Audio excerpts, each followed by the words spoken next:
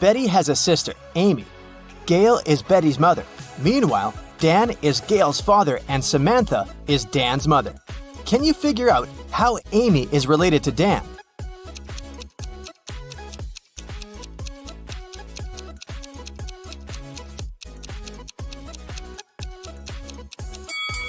Here's why. Amy is Betty's sister, and Betty is the daughter of Gail. Therefore, Amy is another daughter of Gail.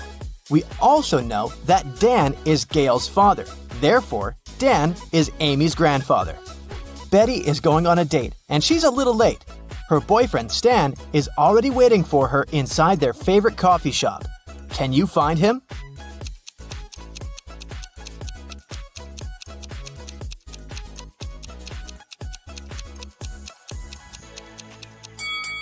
It's this guy on the right. He has a small gift box on the table.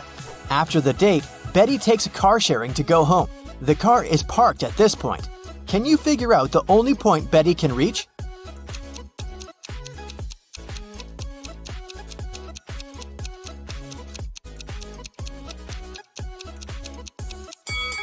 If Betty takes this weird route, she can only reach point 3. One of the most popular mailing websites is facing a system error. That's why the passwords of some clients are changed. Betty writes a message to the company's representative. My password is altered. I'm not able to log in. The company replies, this time your password is distinct and it has 8 letters, out of which 2 are the same as in your previous password. Betty replies, thanks, now I can log in. Can you figure out Betty's old and new passwords?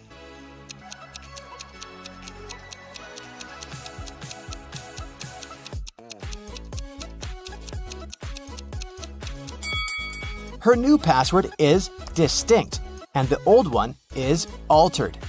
Betty arrives at her favorite swimming pool and spots something really weird. Can you see it too?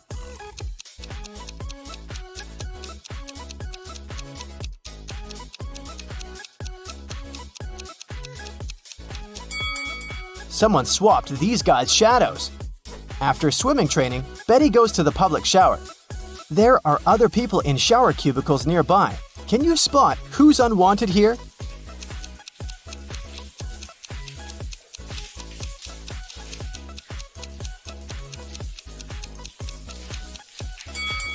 This person on the left should probably use the men's bathroom. He has only one shampoo bottle, while ladies usually bring a bunch of skincare products.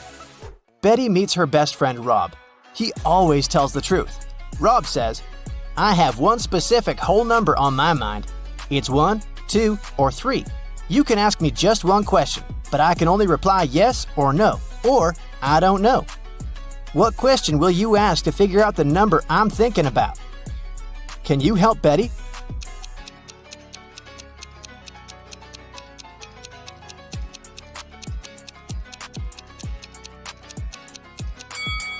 She should say, I have one whole number on my mind. It's between 2 and 3. Is the number I'm thinking of smaller or equal to your number? This way, if Rob replies no, then the number is 1. If he replies yes, the number is 3. And if he replies I don't know, the number is 2. Betty got a job as a cashier at a movie theater. A group of her first customers approached the ticket kiosk. 4 mothers, 2 grandmothers, and 4 daughters. What's the minimum number of tickets they need to buy?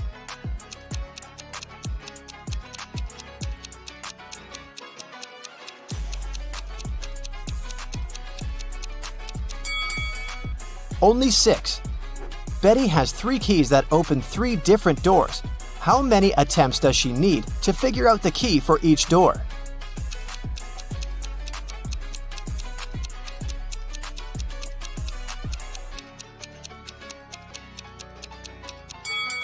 Betty will need 6 attempts. First, she has to check the first key and spend 3 attempts for 3 doors. Then, check the second key, 2 attempts for the remaining 2 doors.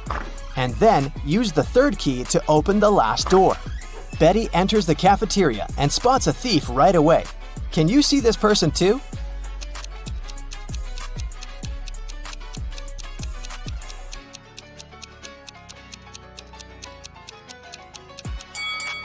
This elegant lady in the chair has a plastic detector attached to the stolen clothes.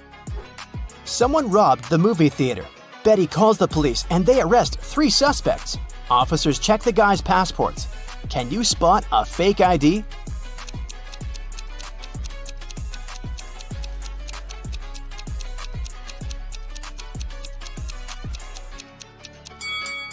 Most passport pictures have a white background, so the one in the middle is fake. Late at night, Betty is walking home in a snowstorm. She meets her neighbor walking a dog in the street and freaks out. Can you guess why?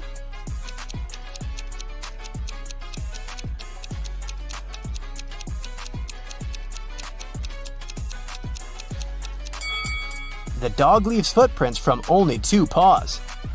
Betty continues her walk and sees another odd thing. Can you spot it too?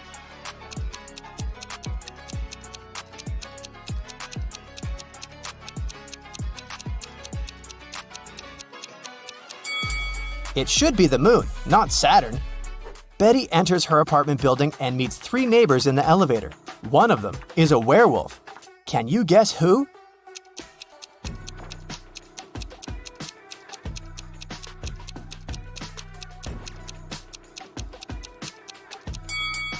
This lady on the left. She's wearing a moon necklace. Betty goes to sleep and wakes up in an arena. The speakers announce that she must fight with one of these 3 hybrid creatures. Which one should she choose to stay alive? A polar bear with a head of a tiger, an elephant with a wolf head, or a hybrid with a face and body of a huge squid and the legs of a human?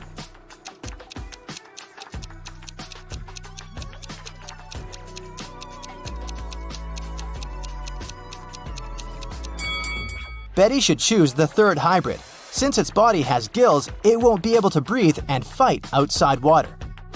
After the fight, Betty gets an invitation to meet the major investor of this competition, King Harold. She enters a big, beautiful hall and sees 6 people sitting in front of her.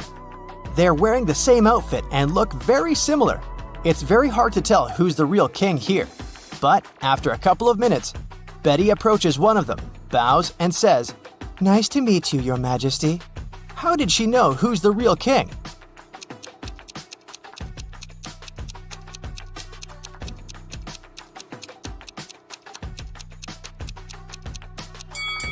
All the other guys were looking at the king very attentively to imitate his manners and actions. Meanwhile, the real King Harold was sitting calmly.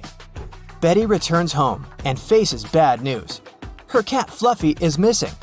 Betty questions her neighbors. Lily says, "Sorry, I didn't see any cats. I'm working from home. I spent all day working on my new book." Vanessa said, "I haven't seen Fluffy today, and it's cool because I have a terrible allergy to cats."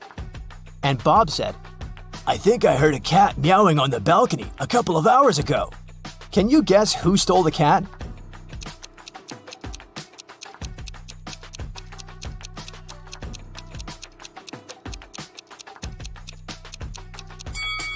Nobody. Fluffy's been hiding under Betty's couch all this time.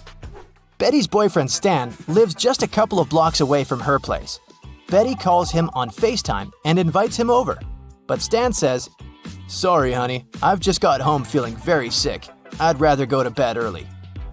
Betty yelled, "Liar!" and hung up. Why?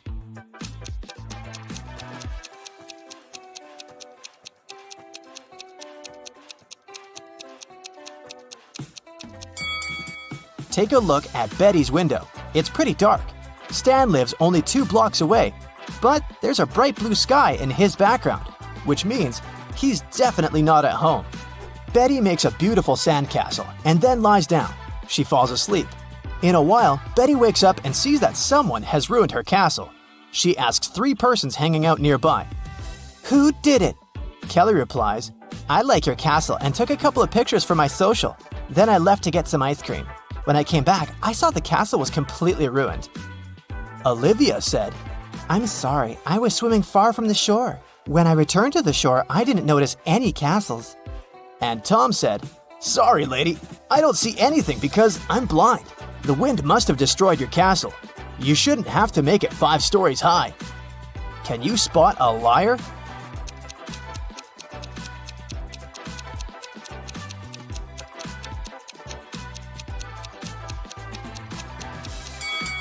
Tom is lying. He said he was blind. How did he learn the castle architecture in detail? Betty is using an app to find accommodation for her vacation. She likes 3 offers. Rose invites her to stay in a cozy bedroom on the 4th floor of her luxurious villa for the price of $50 per night. Jane is ready to host one person in a tiny guest house in her backyard for $30. And Tyler offers to rent his boat for $200 per night. Fishing equipment is included. Only one of these advertisements isn't fake. Can you guess which one?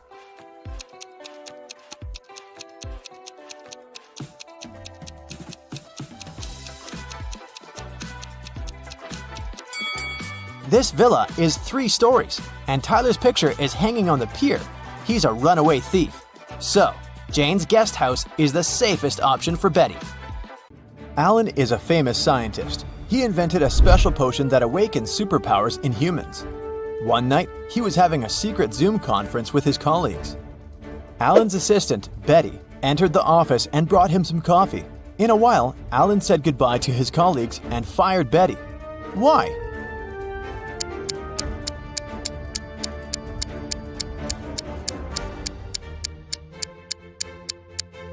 She poured poison into his mug. Alan saw her reactions because the front camera on his laptop was working. Later that day, Alan went to the basement where he kept his secret invention. Unfortunately, someone broke into his safe and stole the potion. Alan interrogated 3 of his co-workers in the building. Will said, "Sorry bro, I've spent the last 24 hours watching rats for my research." Peter said, "I didn't even know they had a basement. You're full of surprises, man." And Diana said, "I think we heard weird noises from your office 2 hours ago." Who stole the potion?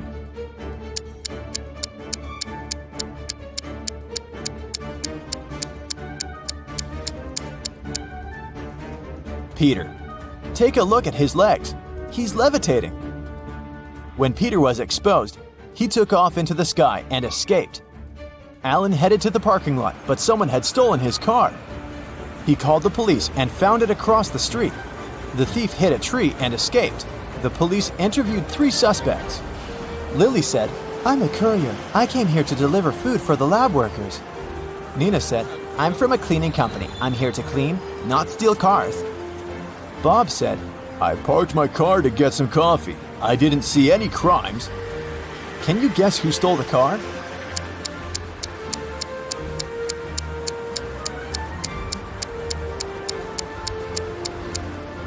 Nina. Look at her watch. It's broken. And the black glass fragments are still in the car.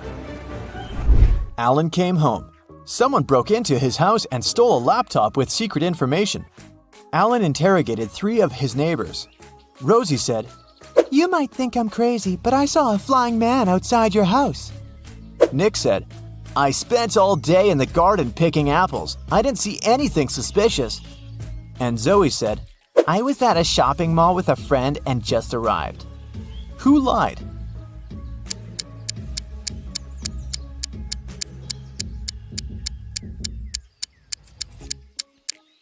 Zoe said that she had been shopping but didn't carry any bags. Suspicious, but possible.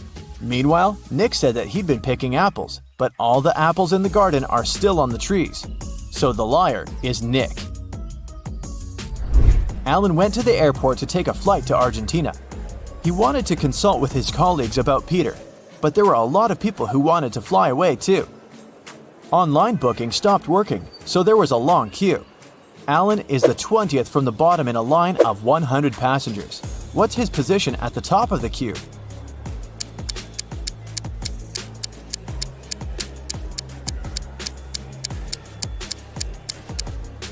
The position of passengers standing higher in the queue is 100 minus 20 equals 80. Therefore, Alan's position from the top is 80 plus 1 equals 81. After purchasing a ticket, Alan headed to the public toilet. A woman stopped him at the entrance and said, "Sir, can you please tell my husband to hurry up? His boss is calling him and it's urgent." Alan agreed, went into the toilet and looked at the stalls. He found the woman's husband right away just by looking at his feet. What about you?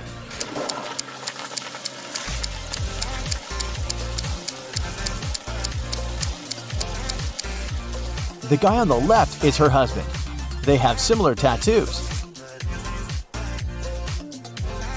Finally, Alan got on a plane and flew from New York to Argentina. It took him 10.5 hours to reach the final destination. After spending 3 days in Argentina, Alan flew back home. However, it took 630 minutes this time, even though the plane flew at the same speed. Can you guess why?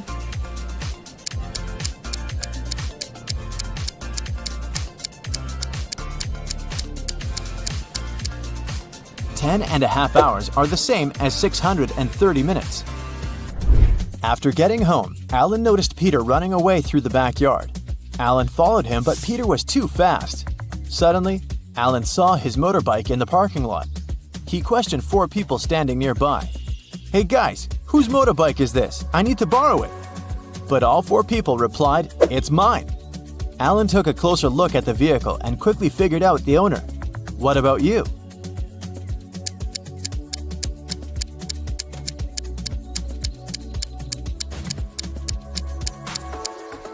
The third guy is the owner. He's the only person who's not wearing or holding a helmet. His helmet is attached to the bike. Alan hit the road. He wanted to get to his lab to make an antidote for Peter as soon as possible. There are 4 possible ways to get there. Can you guess which way is the shortest?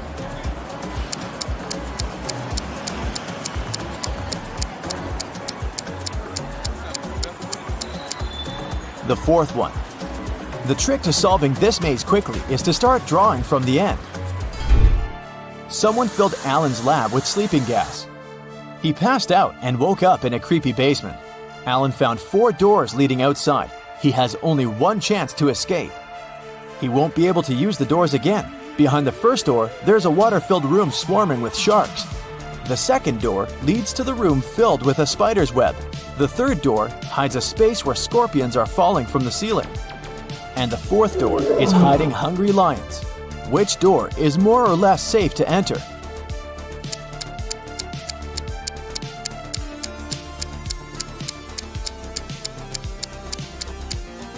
Alan should choose the second door. Although crawling through spiderwebs might be gross, he'll be okay. Alan arrived at Peter's house. Peter lives with 2 roommates, his friend Sam and his brother George. Can you guess which one of these bedrooms belongs to Peter?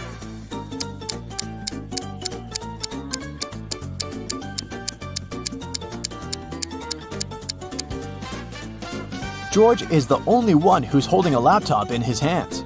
Therefore, his bedroom is the first room that doesn't have a laptop. See this pillow with red hair in the 3rd room? It looks just like Sam's hair color, so it's probably his bedroom. Therefore, Peter lives in the 2nd room. Peter apologized to Alan for stealing his invention and asked him not to call the police. Alan offered Peter to play a game. He gave Peter 100 pills, 50 red and 50 blue, and 2 empty boxes. Alan said, "I will leave the room for a while, and I'll need you to place all the pills in 2 boxes. When I come back, I'll draw a pill from any of the 2 boxes, and if the pill's blue, I'll forgive you. Keep in mind that no box can be empty. And you gotta place all 100 pills in one of the 2 boxes. Good luck." How can Peter raise his chances of winning?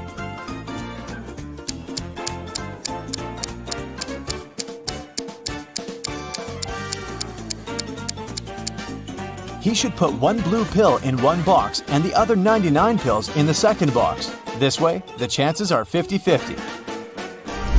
The next day, Alan decided to explore an abandoned hospital. 1 week ago, the locals reported some strange sounds coming from this house, and some people saw a ghost wearing a wedding dress. As soon as he entered the building, he heard screams from the attic. Alan walked upstairs and found a wedding dress in a closet nearby. The music speaker replayed creepy sounds over and over again. Alan found 3 neighbors and asked them one similar question. "What did you do 1 week ago?" Chuck said, "I was on a business trip in London for a month. I came back today."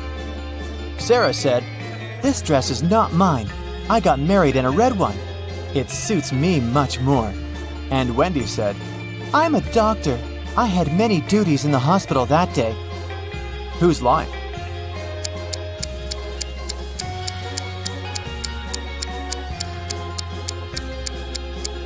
Sarah. Alan didn't mention the dress, but she started making excuses anyway. Peter was fond of collecting rare coins. When he was 20 years old, he bought a special box to collect his coins. On his every birthday, he put 250 coins in the box. Meanwhile, his sister, who was also fond of collecting coins, took out 50 coins from Peter's box on her birthday. Peter was very surprised at his 60th anniversary when he opened his box. There were only 500 coins inside. How can this be possible?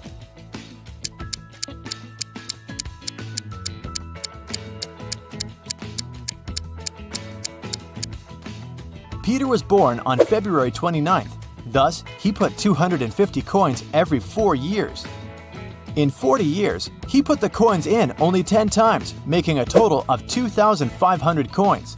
His sister was born on any other day, and she took out 50 coins from the box 40 times, which means she took out 2,000 items. Therefore, after 40 years, Peter's box only had 500 coins. Once, a prison guard accidentally overheard very disturbing rumors. Someone was planning a prison break. The guard watched all the footage from the surveillance cameras and discovered that 2 women had been behaving suspiciously. One of them was a former bodybuilder, muscular, with short hair and covered in tattoos. The other was quiet and reserved. She preferred to spend time on her own and sometimes cried in her cell. After watching the video several times, the guard figured out which woman was planning to escape. Can you do the same?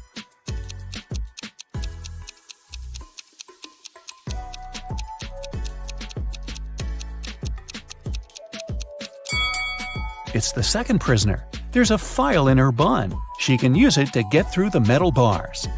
Mark comes up to the table. There are 3 apples, but only one of them is safe to eat. The other 2 are poisonous. Unfortunately, Mark can't skip breakfast. So, which apple should he eat?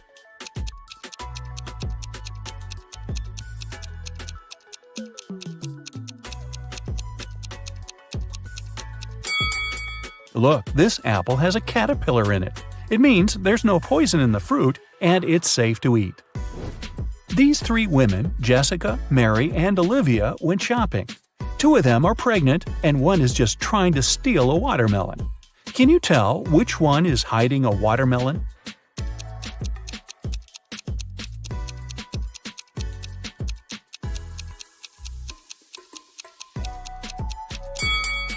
It's Olivia. She's wearing heels. It's not the kind of shoes a pregnant woman would choose to wear.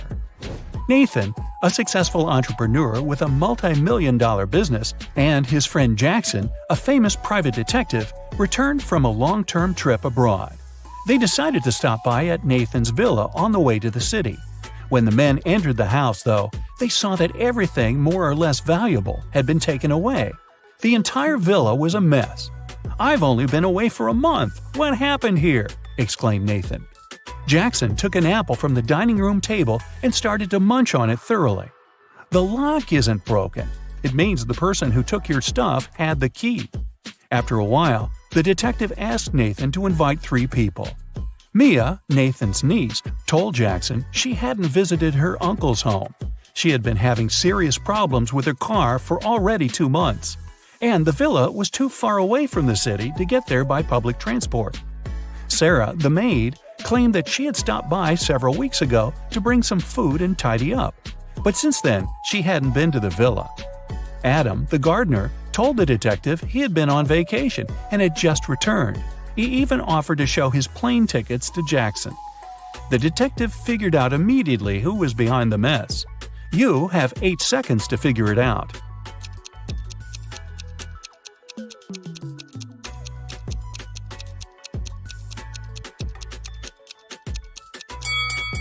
It was the maid. She said she brought food several weeks ago, but the apple Jackson grabbed from the table was perfectly fresh. Once, Ms. White heard someone crying. It was her little student, Abigail. The girl told the teacher her cookies had been disappearing from her locker. Someone had been taking them for already several weeks, but Abigail didn't know who. Ms. White decided to help the girl. They equipped the locker with a simple alarm that had to go off if someone who wasn't Abigail opened the door. They hid behind the corner and began waiting. In 10 minutes, they heard the alarm. When they reached the locker, it was already empty, and there was no one nearby. But Ms. White noticed somebody disappear behind the art room door. She rushed inside, but everything looked normal. And still, the teacher needed no more than a minute to understand who had been eating Abigail's cookies. Look at the picture of the art room carefully.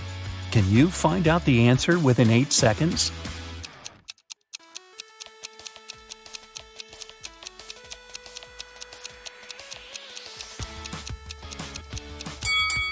It's the girl on the left. Her painting's black and white, but there are only various shades of blue on her palette. And maybe the cookie crumbs are a giveaway too. I don't know. One perfume company hires new staff. They must swear an oath of loyalty to the company if they want to get a job. 10 people are saying the words of the corporate oath simultaneously, but some of them are cheating. Help the directors figure out who these people are.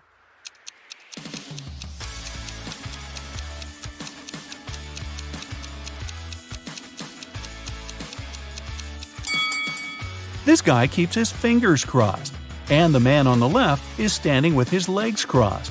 They won't be loyal to the company, so the director doesn't hire them. 2 influential media moguls are having lunch at an expensive restaurant. They're discussing the merger of their companies. The transaction amount is several $billion. They're whispering since the terms of this deal are top secret, and they suspect that someone can hear them. And they're right. Some curious people are eavesdropping on the conversation between the 2 businessmen. Try to find them.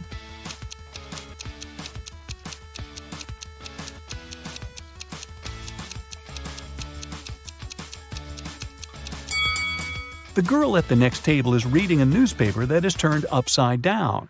She's obviously trying to overhear what the billionaires are talking about. This guy over there is listening to music, but the headphone wire is not connected to anything. Another girl is sitting at the table in the corner with a cocktail, but instead of an umbrella, there's an antenna in her glass. She's recording the conversation. "Where are my employees?" a boss shouts. He's furious because 3 people haven't come to the office. He calls each of them to find out the reason. All 3 tell him they got ill. The boss doesn't believe them, so they have to arrive at the office. Mary is wearing a warm jacket, hat, and scarf. She sneezes, coughs, and looks sick. Lori is walking on crutches. Her leg is in a cast. Sometime later, Michael appears. He's got a hand injury, and now he can't type. The boss is sure that one of them is faking. Who is it?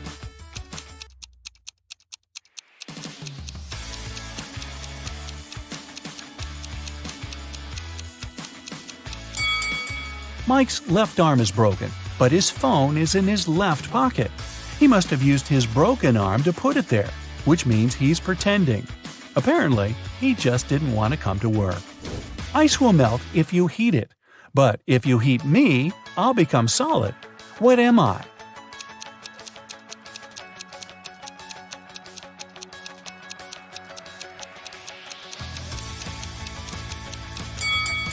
I'm an egg. You buy this thing to eat, but you never eat it. What is it?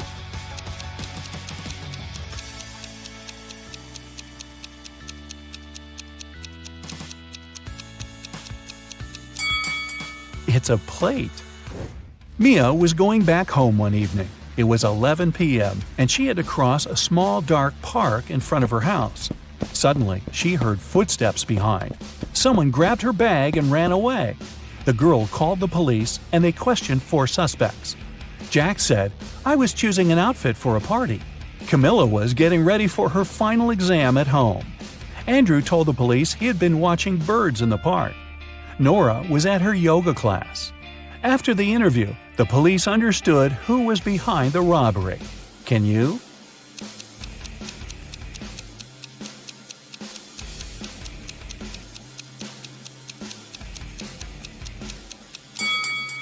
It was Andrew. At 11 p.m., it's too dark to see birds. James left a folder with important documents on the table in his home office and went to a business meeting. When he returned, he found out that the documents had disappeared. James had 3 suspects. His brother said, "I've been swimming in the pool since you left. I haven't seen or heard anything." The cook replied, "Tomorrow we're having a party. I've been preparing the food."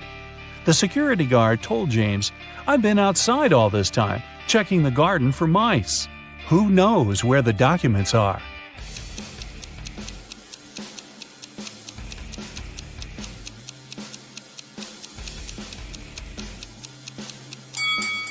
It's the security guard. His job description doesn't include pest control. An accident happened at a busy crossroads in a small town. A driver who caused the crash left in a hurry. Luckily, several witnesses managed to describe the car. A police officer headed to the suspect's house. There, he saw a car that looked exactly like the one from the description, but its owner claimed that he had spent all day at home. The police officer knew the suspect was lying in no time. How?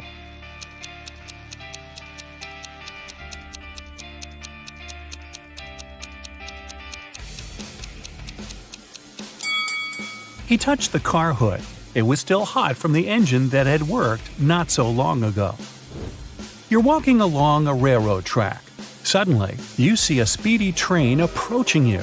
Instead of getting off the track immediately, you run toward the train. Why do you risk your life this way?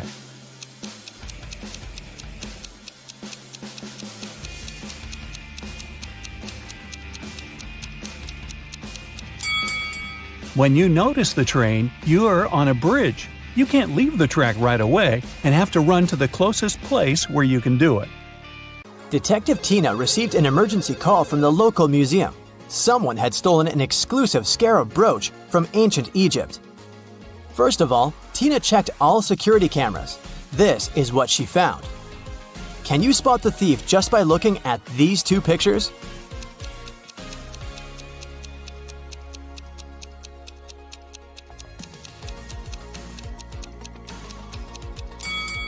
See this guy? He's holding an open paper cup in the first image, but in the second image, the cup has a lid.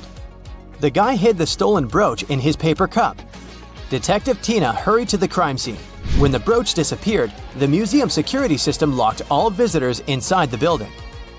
But the guards didn't find the suspected person among the visitors. How did he escape? Have you guessed?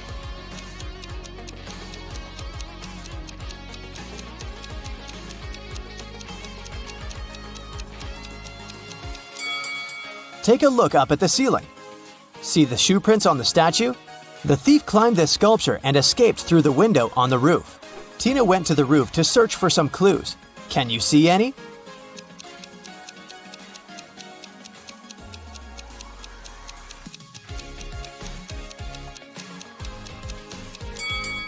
The thief left the cup on the roof. There's a coffee shop name written on it. Bright Cup. Tina can visit this place and check the security cameras. Tina arrived at the coffee shop, located just nearby the museum. Unfortunately, they didn't have security cameras, so Tina questioned the staff. Kelly, the barista, said, "Sorry, I don't know this guy. I'm just trying to do my job." Mike, the manager, said, "This face looks familiar, but I'm not sure where I saw him." And Phil, the guard, said, "Sorry, never saw him. You can trust me. I have a perfect memory for faces." Tina knew for sure that one of them had lied. Can you spot who exactly?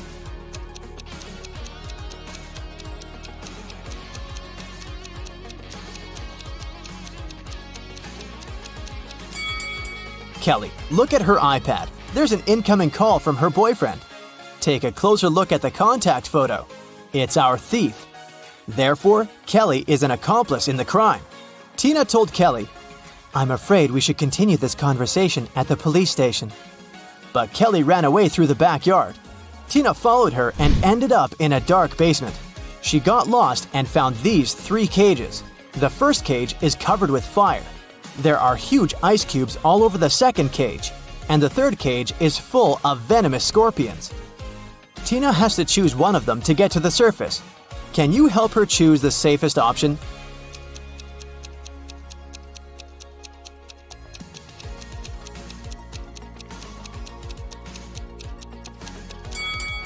The cage with the ice cubes.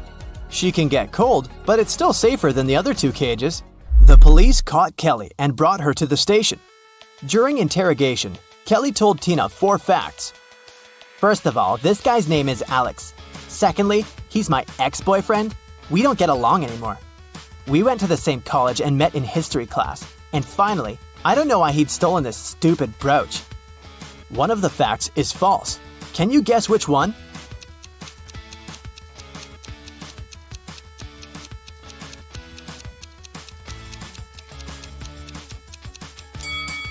The 4th one. Look at Kelly's tattoo. It's identical to the stolen brooch. She definitely knows something about the stolen item.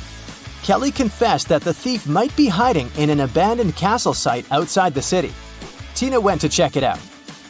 But anyone who wants to reach the castle should go through this tangled maze. Can you tell which one of these 4 paths will bring Tina to the castle?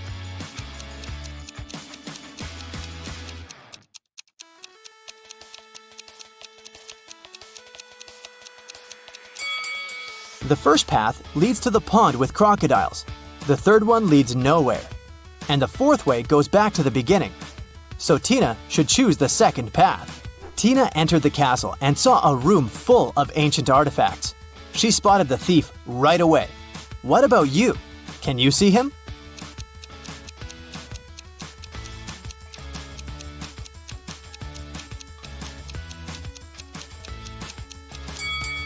This mummy is holding a cell phone. Alex ran away to the basement and Tina followed him. Unfortunately, the door behind her slammed shut and she got stuck. Can you help her break the code to escape?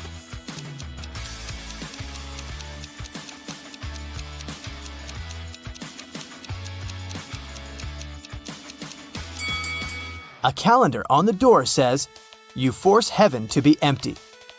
If you read the sentence again, you're going to hear a 7-digit code.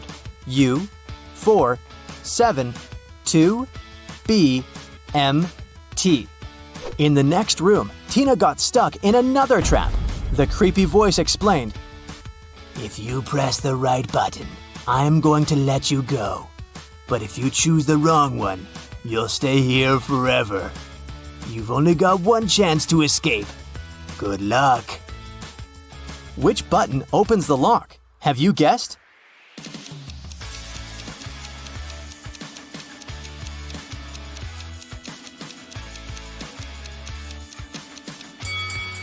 She should pick the black button.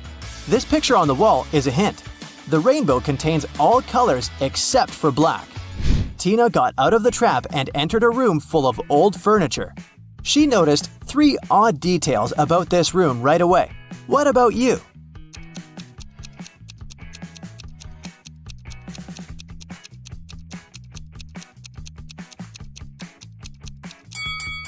There are books in this burning fireplace, but they don't burn. Take a look at this painting on the wall. This lady's winking. And the reflection in this mirror doesn't match the room at all. Tina found Alex near these underground gates leading to an ancient underground city. He explained that the scarab brooch hid a secret key, but there are 4 different locks on the gates. The guys only have one attempt to choose the right one.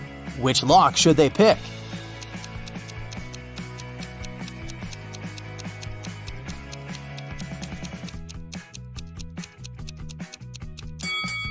The 4th lock is the only perfect match for this key. The guys opened the gates and entered the city. Alex had a map, so he ran away to find the treasures and left Tina alone. She looked around and noticed a 3-way road pointing to the north, west, and east. Tina didn't know where to go. Suddenly, she saw a lady. The local citizens always reply truthfully, but they answer only one question if they're talking to a stranger. What should Tina ask to figure out the right direction?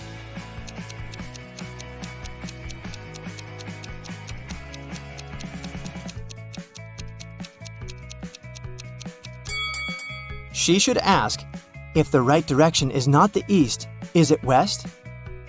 Here's why. There are 3 possible answers. 1. Yes, west is correct. 2. No, east is the right direction. 3. Neither one nor the other. Tina should go north. Or, Tina might just ask the name of this lady and then introduce herself. This way, they won't be strangers anymore, and Tina would be able to ask as many questions as she needed. Tina went north and finally found the entrance to a cave with treasures, but the door has a combination lock. Can you help Tina figure out the code?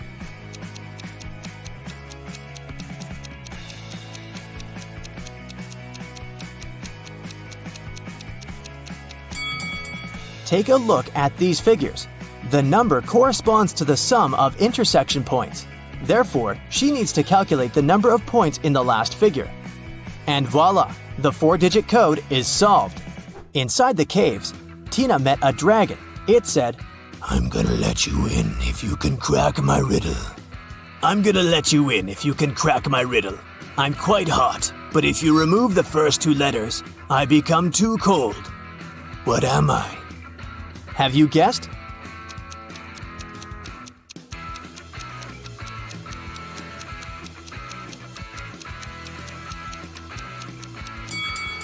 The correct answer is spice. When we take away the first 2 letters, it turns into ice. To find the treasures, Tina has to walk through this round maze. She only has 10 seconds to choose the correct way. Can you help her out?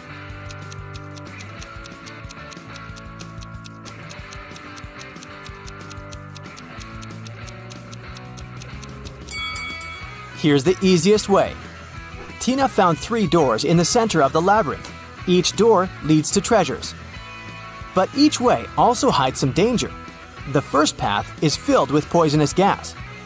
There are thousands of toads and bugs behind the second door. They crawl all over the floor and walls. And a hungry lion is hiding behind the third door. Which way should Tina choose?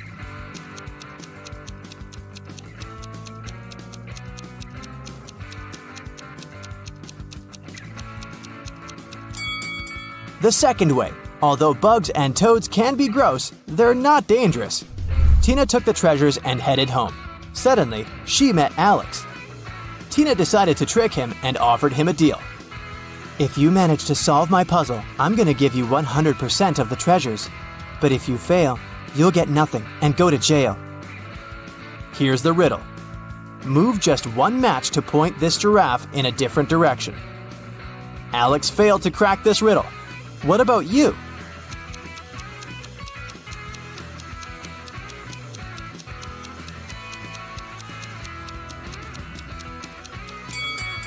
Here's the correct answer.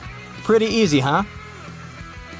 The royal family of Ravania were going to visit the city during their world trip, and, of course, they were all bringing their precious crowns with them. They asked the mayor of the city to take special precautions. Thank you. So, he placed the crowns in a safe in a hidden room in his office, guarded by a couple of security officers. However, the next morning, when the mayor came to check on the crowns to report to the royal family that they were safe, he started panicking. Can you guess why?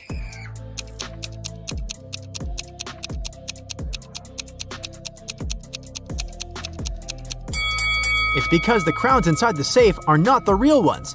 The first crown has a price tag on it. The second crown is broken, and one of the gemstones on the third crown is missing. Oh no! That wouldn't happen if it was the real thing. The mayor wanted to make sure that whoever had stolen the crowns was caught. He also hoped the police would find them before the media learned about what had happened. And the only person who could help him was Detective Zelda. So, he immediately called her. The detective arrived at his office and inspected the secret room.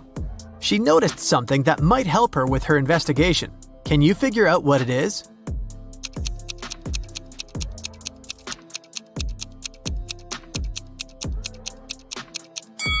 There's a piece of paper under one of the fake crowns. The thief left a note. Detective Zelda read it. "Dear Maya, I'm very disappointed in you. This accident has proved how inept you are at providing comfort and security for your guests, as well as your citizens. I believe I can be convinced to give the crowns back if you pay me a large, and I mean it, sum of money. Mark my words and count on what I say in my letter on this matter. Here is my contact number. 19.1-1.3-19.4-1.2 and 13.3 1.2-6.3-9.1. Yours truly, the Riddling Man.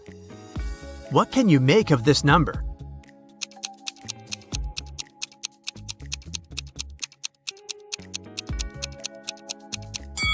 Well, the mayor thought it was a phone number. He immediately took his phone and dialed the number. But, just as Detective Zelda suspected, no one answered. In one of the last sentences of his letter, the Riddling Man underlined mark, words, count, and letter. That must be a hint.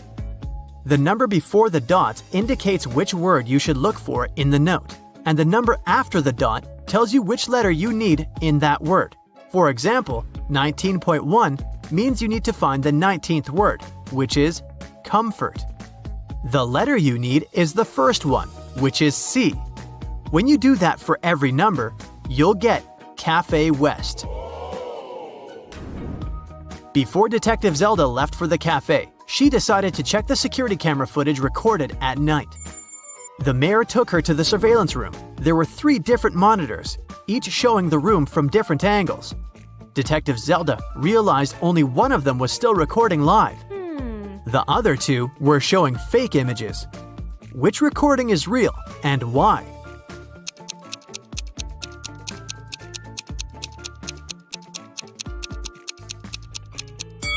Do you remember what the room looked like when Detective Zelda was inspecting it?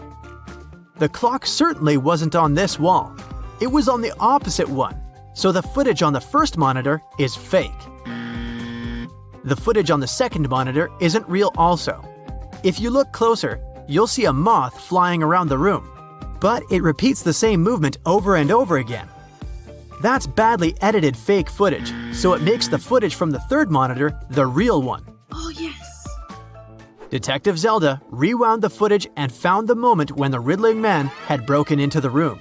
He was covering his face, so it was impossible to tell what he looked like. Still, Detective Zelda managed to notice something that could help her find the criminal. Can you tell what it is?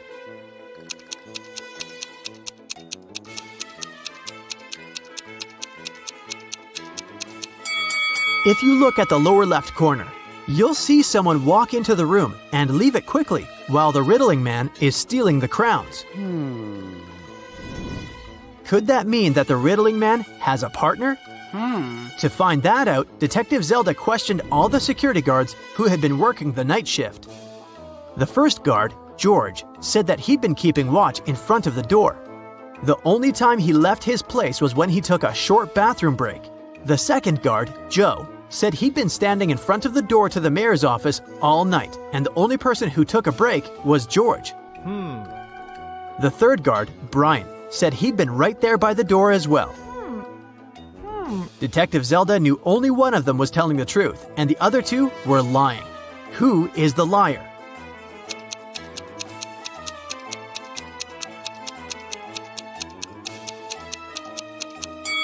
Do you remember what the shoes of the man who entered the room looked like? White sneakers, and that's what Brian is wearing. So he's lying. And since Joe didn't mention that Brian had left his place, he's a liar too. George is the only one who's telling the truth. Ciao. Brian and Joe immediately started begging Zelda. "We can't end up in jail. We promised we didn't steal anything. You have to believe us," Detective Zelda asked. "Then why did you lie?" They said that they had heard some noise coming from the room while George was away. They decided that Brian would check the room and Joe would keep watch. When Brian saw someone in the room, he got scared and ran out of there. He told Joe that he would rather lose his job than have something bad happen to him. As for Joe, he lied because Brian was his best friend, and he didn't want him to get fired. And since they never saw anyone enter or exit the room, they thought they were imagining things. After all, they were very tired. What do you think Zelda can do to check if the guards are telling the truth?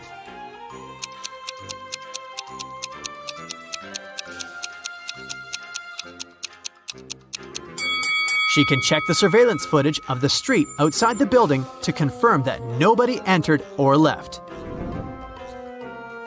When Zelda couldn't see anyone even walk across the street, she came to the conclusion that Brian and Joe were telling the truth. Yeah! The detective decided to check the secret room once again to figure out how the riddling man had gotten inside. Sometime later, she managed to spot another hidden door. Can you see it too?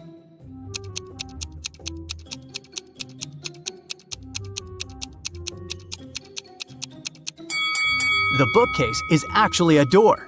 Oh my god. She examined the door to figure out how to open it. She noticed 3 buttons, but only one could open the door. If Zelda pressed the wrong button, the door would get locked for good, and she would not be able to figure out where it led. Which button should she press?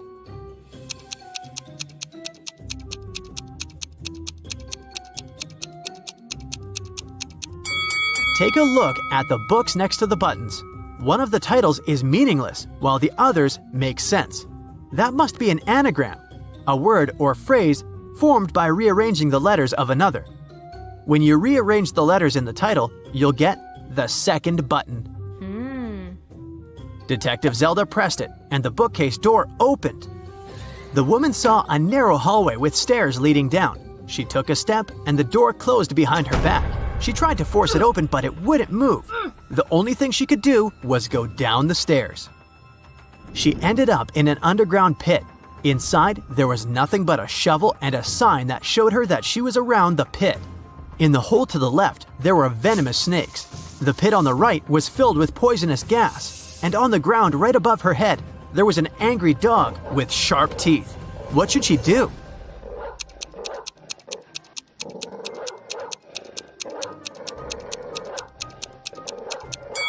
She should dig upwards. She needs to listen to the sounds the dog makes and wait for the animal to fall asleep. Then she should walk quietly past it. That must be how the riddling man entered and left the room. Detective Zelda didn't want to waste any more time, so she headed to Cafe West. A guy sitting at the table in the corner caught her eye. He looked suspicious. When Detective Zelda started walking towards him, he quickly wrote something on the newspaper he'd been reading. Then he ran away through the back door. Detective Zelda tried to catch him, but failed. She checked the paper and found another note. It said, "You're not the mayor, but I'll give him one last chance. It looks like you work for him, so bring me $20 million in cash. We can meet at the building that has the most stories in 2 hours." What building does the riddling man mean?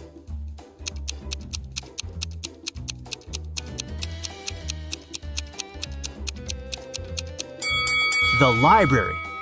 Of course, Detective Zelda was not going to give him any money. She took an empty bag to trick him into believing she had the cash so that he wouldn't run away. She went to the library. When she entered, she saw the riddling man wearing the same sunglasses and coat. He was waiting for her in the riddle and puzzle books section. Then, suddenly, someone accidentally pushed the woman. She dropped her bag. It fell on the floor and opened. The riddling man saw it was empty and understood that this was just a plan to catch him. He ran away. But he dropped something while escaping. It was a library book, and there was a library card inside. It had 3 different addresses of 3 different people who had borrowed the book before. Zelda immediately realized which was the riddling man's address. How did she figure it out?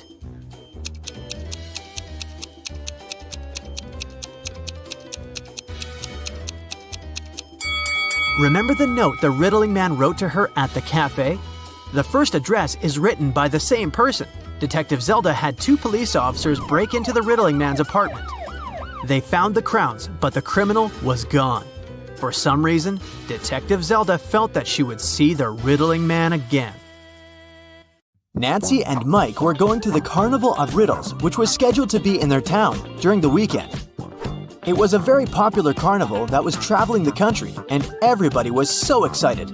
So, when they arrived, they saw a very long line, and it seemed like they had to wait for many hours to be able to get in. But the ticket salesman left his booth and walked in front of the crowd. He said that he was going to give a riddle to everyone. Since this was the Carnival of Riddles, those who could answer correctly would be able to get inside earlier than others. The riddle was this: I am the beginning of eternity. I am the end of time and space. I am the start of every end. I am the end of every place. What am I?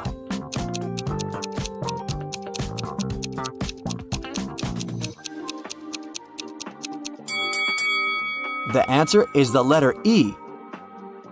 Nancy and Mike were so happy that they knew the answer and didn't have to wait to get in. But even though they were able to move in front of the line, they still had to pay for the tickets. But they were so expensive.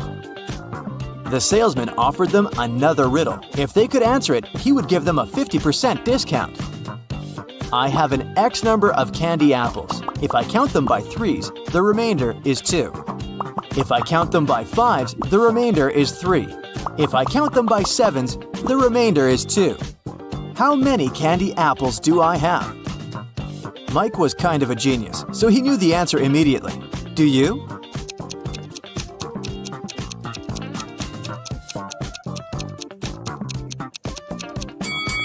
The answer is 23.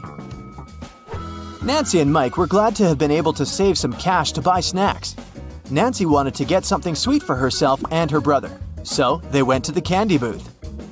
They had 3 options to choose from. They could either buy cotton candy, candy cane, or a candy apple. Which one should they pick?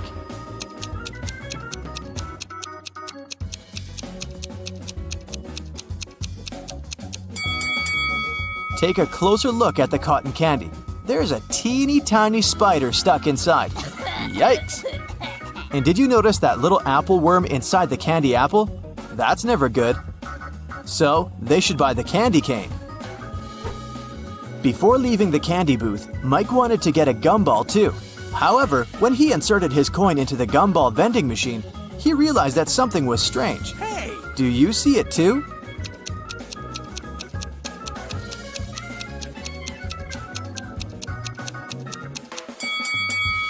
Look inside the machine carefully. Not everything in there is a gumball.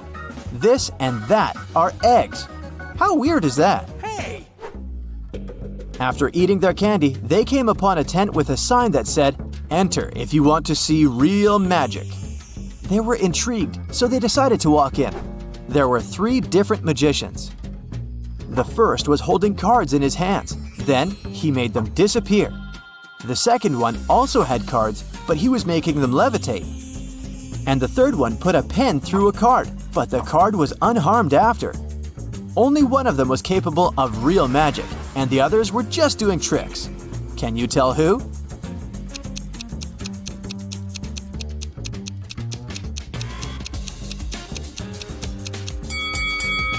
Take a closer look at the first magician's sleeves. You can see a corner of the card. He didn't make them disappear, he just hid them. The second magician's cards are attached to a clear thread. You can notice it from where the sunlight hits. So the third one is the real deal. Mike was a fan of all things scary, so he convinced his sister to take the haunted house ride. As their cart moved inside the dark tunnel, they encountered 3 different monsters along the way. A zombie, a ghost, and a mummy. Little did they know that one of them was a real monster. Can you tell which one?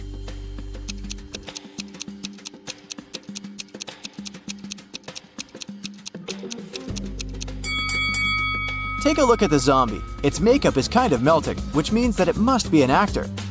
As for the mummy, look at his ankle. His skin slightly shows under all that mummy gauze. So he must be a dressed-up actor as well. That makes the ghost the real monster. So creepy. Nancy didn't enjoy the haunted house ride. She wanted her next ride to be something relaxing, so she chose the carousel. Mike decided to skip this one to explore the carnival more. They agreed to meet later. When Nancy arrived at the carousel, she saw that all the horse seats were taken, except 3. But only one of them looked safe to sit on. Which one is that?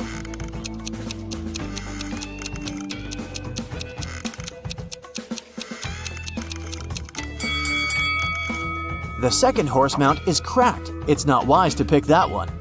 And the third horse is slowly moving back and forth even though the carousel is not rotating yet. Its screws must be loose or something. So she should choose the first one. It's the cutest one anyway. As Nancy was enjoying the carousel, Mike decided to check out the Hall of Mirrors. The information board said that only one person was allowed inside. Mike entered and had so much fun enjoying all the funny reflections of himself on the weird mirrors. But then, suddenly, he screamed with fear. Why is that?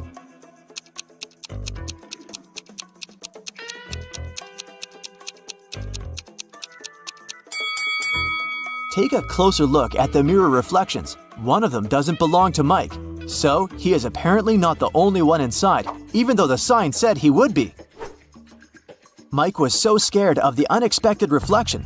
He ran out of the Hall of Mirrors immediately, but as he did, he tripped on a stone and twisted his ankle. So he decided to visit the first aid tent to get some ice. When he walked in, he saw that the nurse was in panic and in no condition to help him out because there were 3 pregnant women sitting in front of her, all claiming they were going to give birth now. However, Mike noticed that one of them was lying and faking her pregnancy. Can you tell who?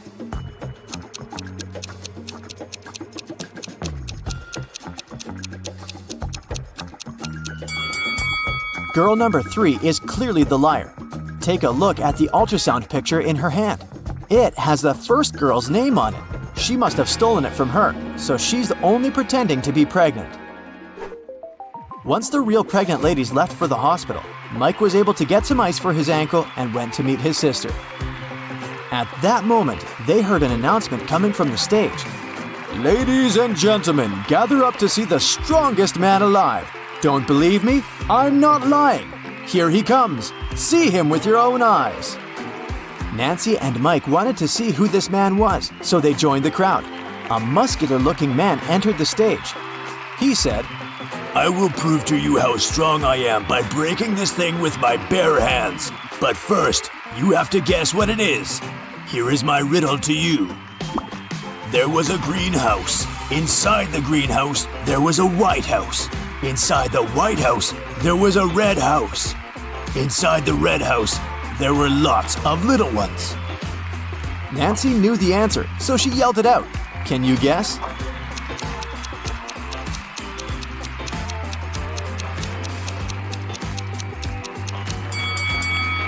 It's a watermelon, and the strong man was able to break it with his bare hands indeed. So cool! Nancy and Mike were tired, so they decided to call it a day and go home. But before that, they wanted to get a souvenir from the carnival.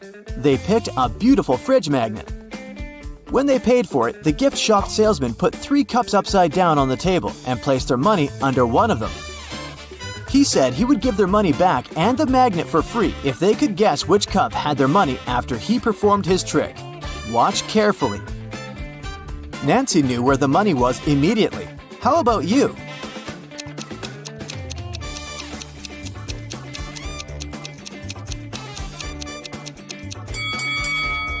It's here.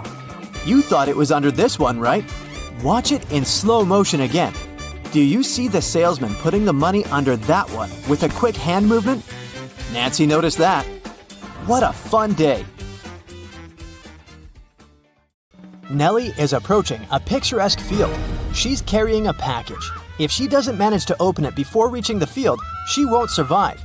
Can you guess what's in the package?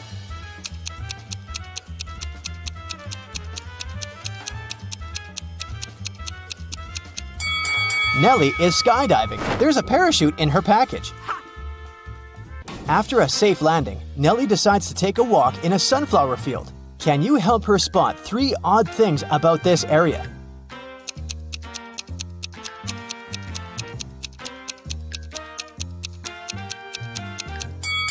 This straw man is winking. This sunflower has teeth. And there are 2 suns in the sky. Nellie walks too far and gets lost in the woods. She wanders around for a while and meets 4 guys sitting on one big tree. Can you help her rank them in order of foolishness?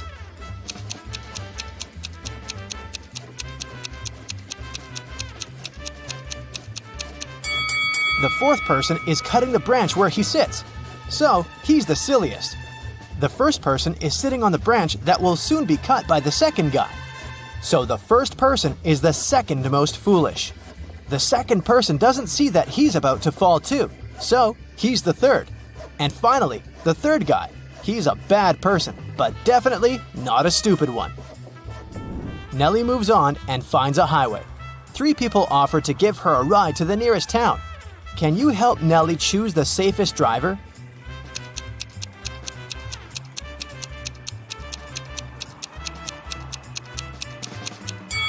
Take a look at this guy's car. Its tires are flat, and there's a puddle of engine oil spilled out of the car. Probably not the safest choice.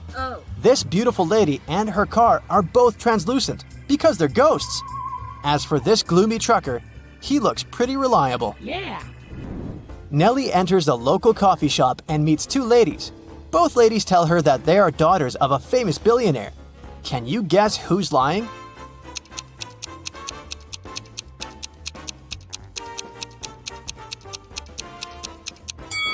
The lady on the right is a liar. The logo on her t-shirt is fake. Therefore, she's not rich. Nellie doesn't have any money to buy food. The coffee shop manager feels sorry for her and offers Nellie a free lunch. But first, she has to solve his tricky riddle. Nellie agrees. Here's the task.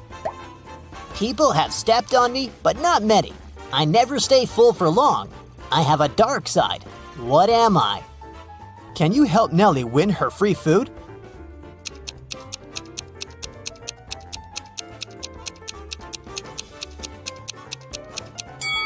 The correct answer is the moon. Nellie is eating and looking through the pictures hanging on the wall. Suddenly, she sees something weird. Can you spot any odd details too?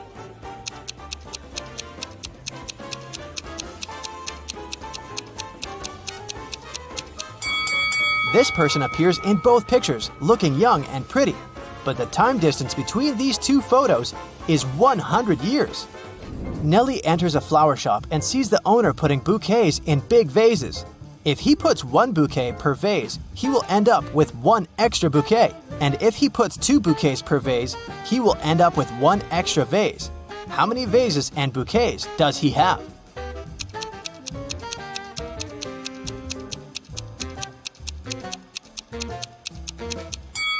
He has 3 vases and 4 bouquets. The flower shop owner offers Nellie a job. He has just received a delivery. There are 3 boxes labeled red roses, white roses, and red and white roses. Each box is labeled incorrectly. Nellie has just one chance to pick up a flower from any box and then label the boxes correctly. Can you help her accomplish this task?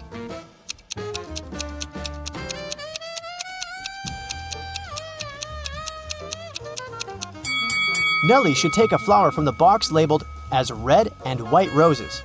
Since they're labeled incorrectly, this box should contain either red roses only or white roses only. Let's suppose that Nellie finds the red roses. Now she can label this box correctly. We know that the white box cannot have white roses. Therefore, now Nellie can label the remaining 2 boxes correctly. After earning some cash, Nellie decides to book a room in the local hotel to get some rest. The manager offers her to choose from 3 empty rooms. Can you help Nellie pick the best option?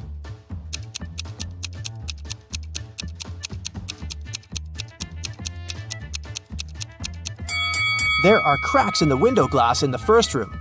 Very unsafe. And there's a zombie hiding under the bed in the 3rd room. So, Nellie should choose the 2nd one. Nellie locks herself in the room. She opens the window and stands nearby, breathing fresh air. Suddenly, she throws something out of the window. Nellie passes out very soon after doing that. That's a mystery because she's perfectly healthy and nobody did anything to her because the door is locked. Can you find any logical explanation for what happened here?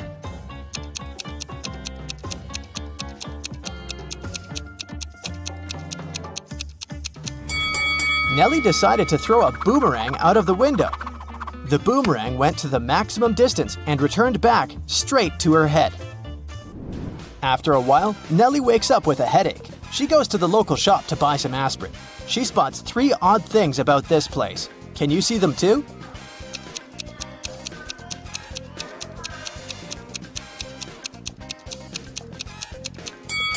There's corn on the shelf along with napkins and toilet paper. The announcement offers an 800% discount. That's too good to be true. And finally, the shopkeeper is wearing 2 pairs of glasses. Suddenly, the shopkeeper begins to yell, "Someone stole my money!" And he locks the customers inside the shop and calls the police.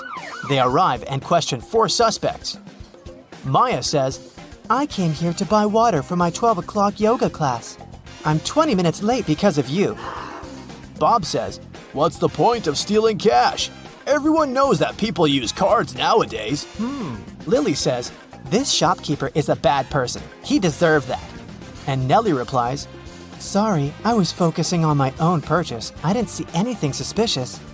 After hearing that the officers had arrested one person, can you guess who?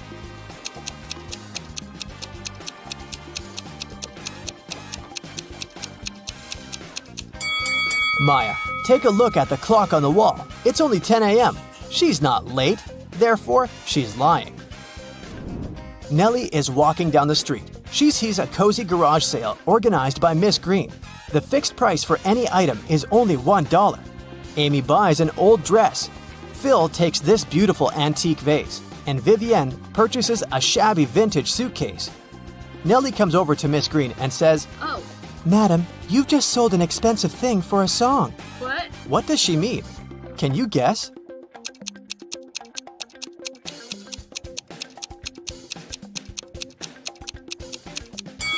Vivian lifts this suitcase quite easily, so it's probably empty. And besides, it has holes in the bottom. Therefore, it can't be precious. This vase isn't antique. It has a sticker from a dollar store.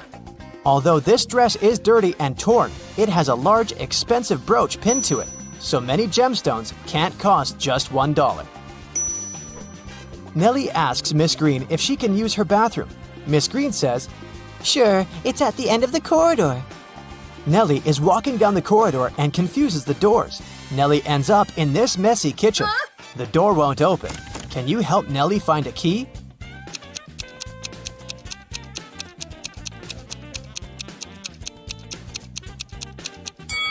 It's in the teapot.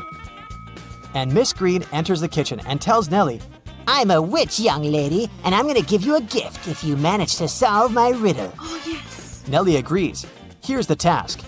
It starts with T, it ends with T, and it's full of tea.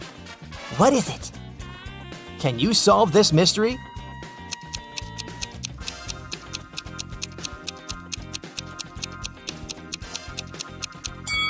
The correct answer is a teapot again. Miss Green brings Nellie to her dusty basement and says, One of these 3 doors leads to a magical world, and the other 2 are fake. You have only one attempt to choose the correct door. Good luck. Oh, yeah. Can you help Nellie out?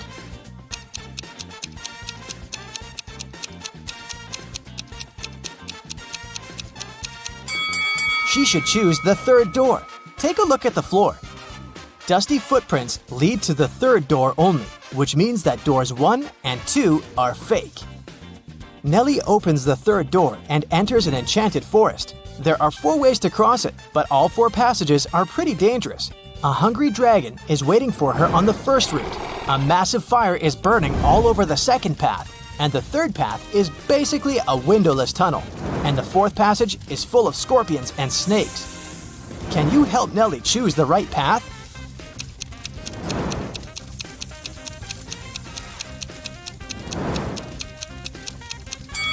She should pick the 3rd way. The tunnel doesn't have windows. But who said it doesn't have an exit? Nellie walks the tunnel and finds herself in a beautiful castle. The guard says, This castle is yours if you manage to crack my riddle. I can fill a room, but I take up no space. What am I? Can you help Nellie win the castle?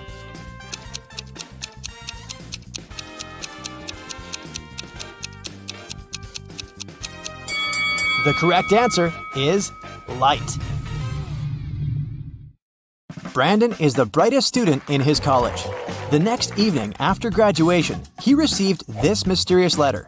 The note said, "We have a job for you." He turned the note around and saw this message. Brandon cracked this encoded puzzle right away. What about you?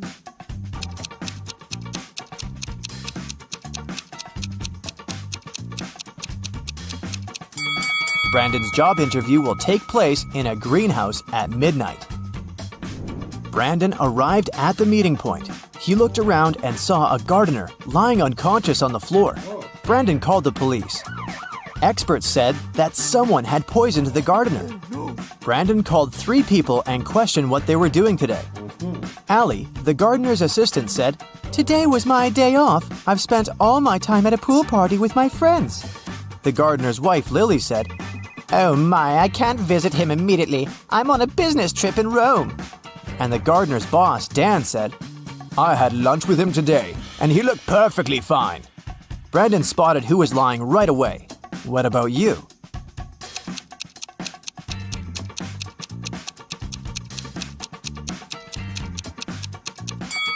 Lily is lying. Take a look at her hotel window. Can you see the Eiffel Tower? She's not in Rome, but in Paris. After solving this case, Brandon received a message. "Congratulations, you've passed the first stage. See you in the basement." Brandon went downstairs and faced this combination lock. Now he needs to open the door to move on to the next level of his job interview. Can you help him crack the code?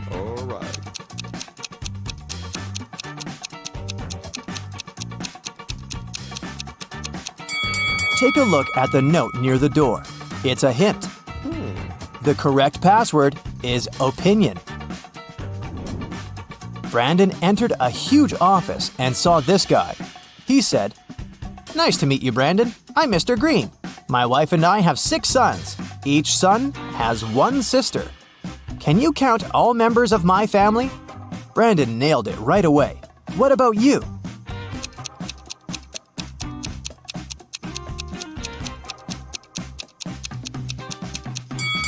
Nine.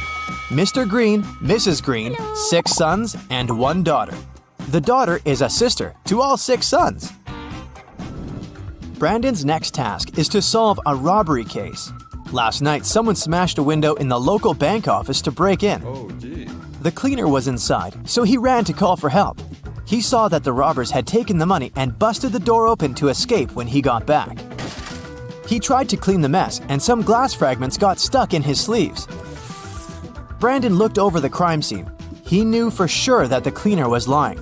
But what exactly gave him away? The window glass, the door, or the cleaner's appearance?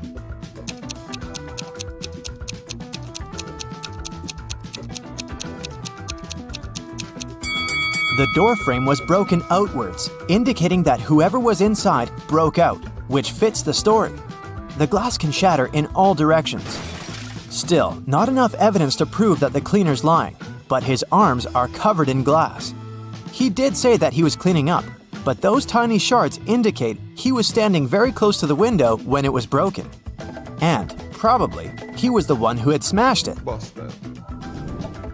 After solving this case, Brandon received the next task, to make this equation correct by moving just 1 matchstick. Do you have any ideas?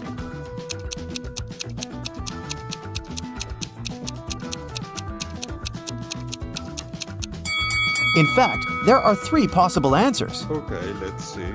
8 minus 4 equals 4. 5 plus 4 equals 9. And 0 plus 4 equals 4. Mr. Green offered Brandon to look through some crime scene photos. Brandon asked him, "In which one of these buildings is the new crime scene?" Mr. Green said, "The closest one." All right. Can you help him spot which of these buildings is closer?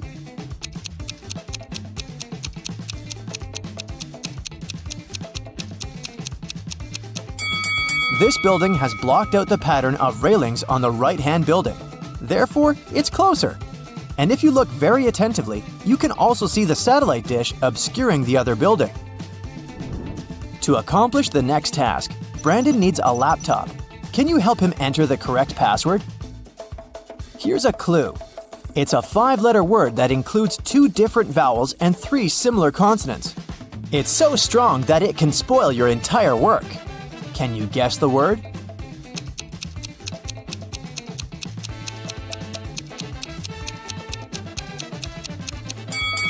It's an error. Brandon saw this picture on the screen. His task is to spot which direction the car is moving, left or right.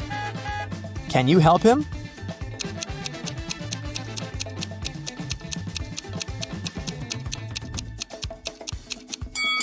Neither right nor left. The car isn't moving because it doesn't have any wheels. Here's the next task for Brandon. Mr. Green bought a phone for $100. Then he sold it to Sam for $125. After a year, he bought it back from Sam for $150. After using it for a month, he sold it back to Sam for $175. Can you calculate if this entire deal was profitable for Mr. Green?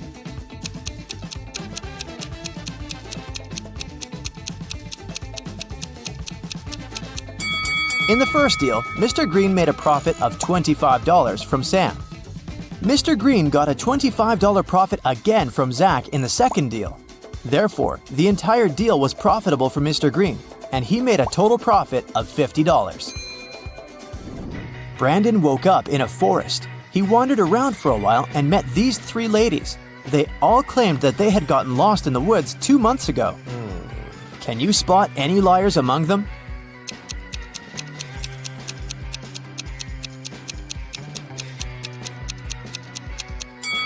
The easiest way to solve this task is to look at their hair. The first lady has long blonde hair with brown roots, which means that she hasn't been to the hairdresser for a while. The third lady has naturally black hair, which has probably been growing out the same way. But the second lady has a fresh haircut and green-colored roots, which means she has recently visited a hairdresser. Therefore, she's probably a criminal trying to blend in with the others to hide from justice. After a short walk, Brandon found a huge villa in the forest. The owner of this villa was just found unconscious. Brandon has to examine the crime scene and determine the possible suspects. Three housekeepers, Mary, Wendy, and Jane, were the only people who were around at the time when the owner felt sick. What? Strangely, they all had red stains on their hands. Mary said, "These stains on my outfit are just red paint. I was painting the benches in the garden." Wendy said, "My stains are from the nail polish." And Jane said that she had spilled grape juice on her uniform. Can you spot any liars?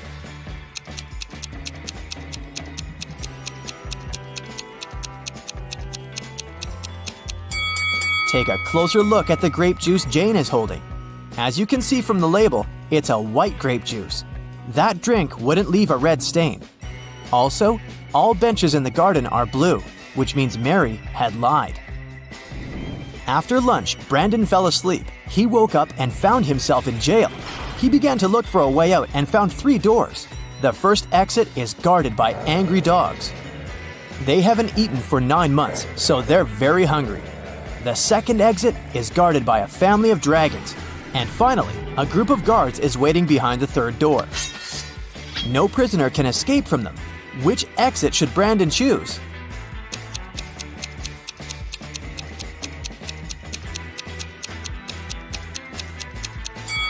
He should choose the first way. If the dogs haven't eaten for 9 months, they're probably too weak to stop Brandon from escaping. Brandon and Mr. Green entered an elevator to get to the final step of the interview. Brandon spotted 3 odd things about this elevator right away. What about you?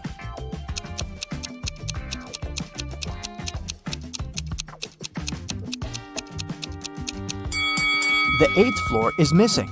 The mirror reflects Brandon, but it doesn't remember Mr. Green. The sign says that this elevator's weight limit is 0 pounds. Mr. Green took Brandon to his office and showed him his jewelry collection. Mr. Green said, "I have one final puzzle for you. If you solve it, you're hired. When I was your age, I collected white gems in the mountains and brought them home every evening. When I've accumulated enough gems, I decided to sell them."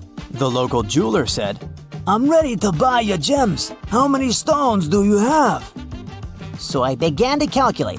I bought a huge box that contained 3 mini boxes, and 2 of them had another mini box inside. So if the huge box can hold 50 gems, how many blue gems did I sell to the jeweler? Brandon nailed it and got the job. What was his reply?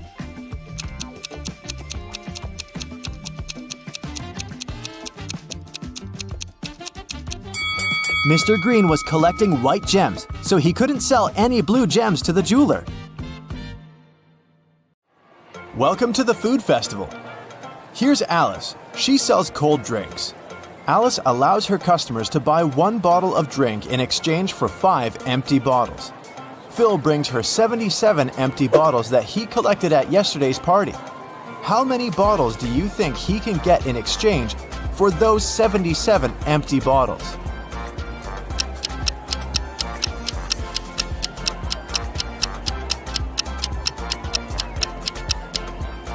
Bill can get a total of 19 new bottles. First, he returns 75 empty bottles to Alice and gets 15 bottles. At this point, he'll still remain with 2 empty bottles. When the new 15 bottles of drinks get empty, he can return them as well. This way, he will get 3 more bottles, and after finishing them, he'll still have a chance to get 1 more bottle because he has 2 bottles in stock. Bobby is selling fancy ice cream at a huge discount. That's why he has a rule: only 1 ice cream per customer. Bobby has only 2 flavors left: vanilla for €1 and cherry for €2. Lisa comes over and gives Bobby €2. Without asking any questions, Bobby gives her cherry ice cream. Next, Amy gives him €2, but this time, Bobby asks, cherry or vanilla? Why?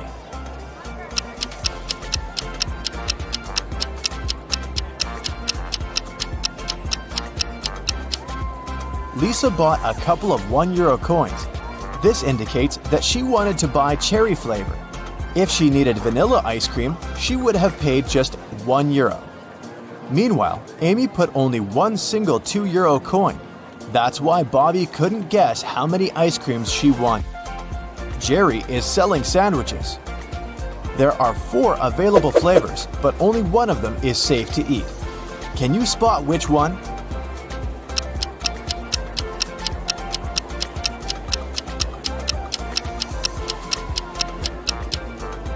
There's a cute little worm inside the first sandwich. The third one has a Lego detail inside its topping.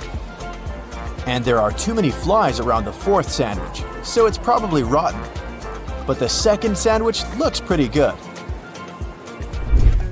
The police arrested these 3 ladies suspected of stealing money at the festival. Take a look at them very attentively. Can you spot the one who intends to escape?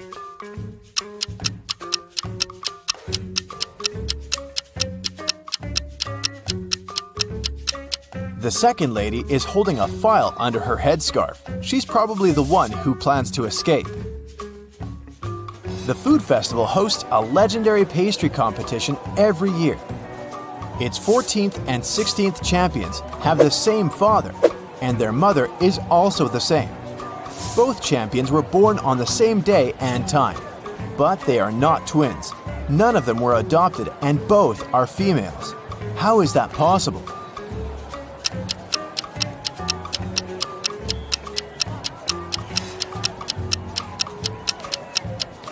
They are the same person. And now let's see if you can make a good food critic. Can you spot anything weird about these cakes?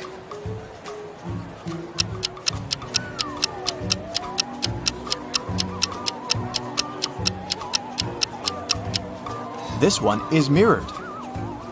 How about these delicious cakes? Can you see any odd details?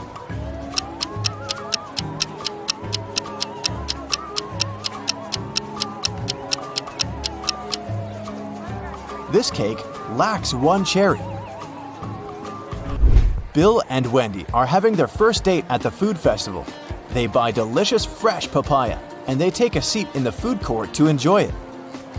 The papaya tastes sweet and delicious. Each of them eats 2 pieces. 10 minutes later, Bill gets sick. Wendy takes him to the hospital. Doctors claim that the papaya was poisoned. Bill and Wendy ate the same food and also drank the same drinks. How is it possible that Wendy feels well?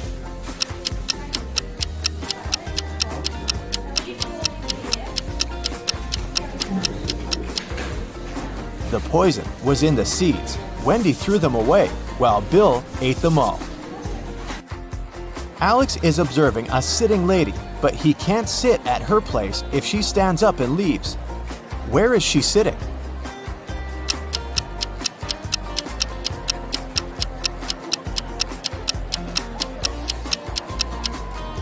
The lady is sitting on his lap. Let's move on to the pizza shop. Can you solve this tricky sequence?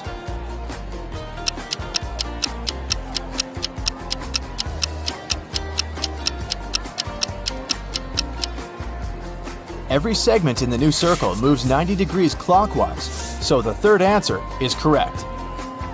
There are 3 odd things about this coffee shop. Can you spot them?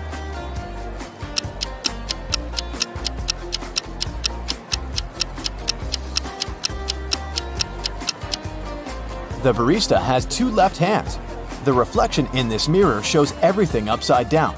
And finally, this customer doesn't have a shadow. Miss White is the key investor of the festival.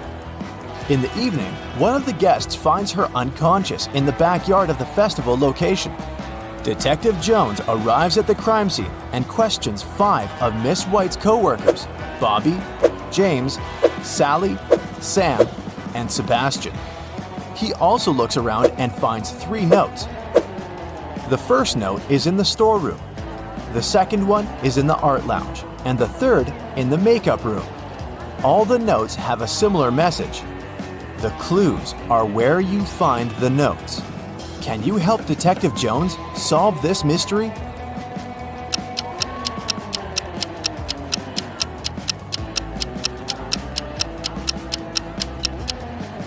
Sam is the criminal.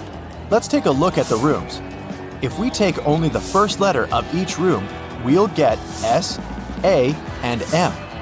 Arrange the letters and we'll have the name Sam. Diana buys a chocolate cake and leaves it on the table in the food court to go buy some drinks. Then she comes back and sees that the cake is gone. She questions 3 people standing nearby. Henry says, "I didn't do it. I'm on a sugar-free diet." Miss Green replies, "I'm allergic, young lady. I haven't been eating chocolate for 30 years now." And Kelly says, "I'm sorry, but when I came over, this table was empty, so I occupied it. I didn't see any cakes." Who's lying?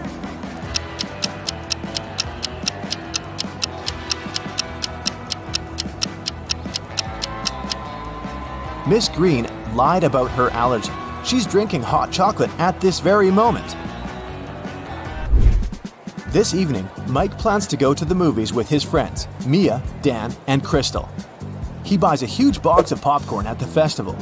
Then, Mike puts it on the table and tells everyone, The film is about to start in 15 minutes. I have the time to go to the bathroom. Wait here and don't eat the popcorn until the movie starts. In a couple of minutes, Mike comes back and sees that the popcorn box is half empty. Mia says, "It was Crystal." Dan replies, "She's lying." And Crystal says, "Dan is lying." Can you figure out who ate the popcorn?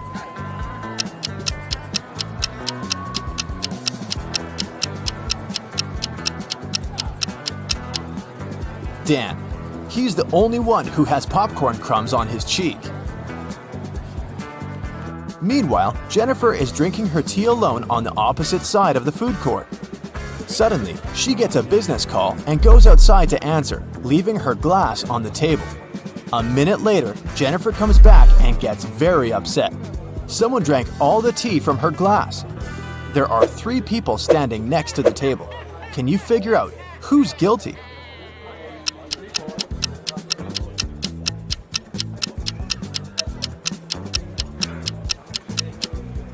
This woman in the middle, she left a mark of her purple lipstick on the cup. Can you spot a left-handed person among these 5 people?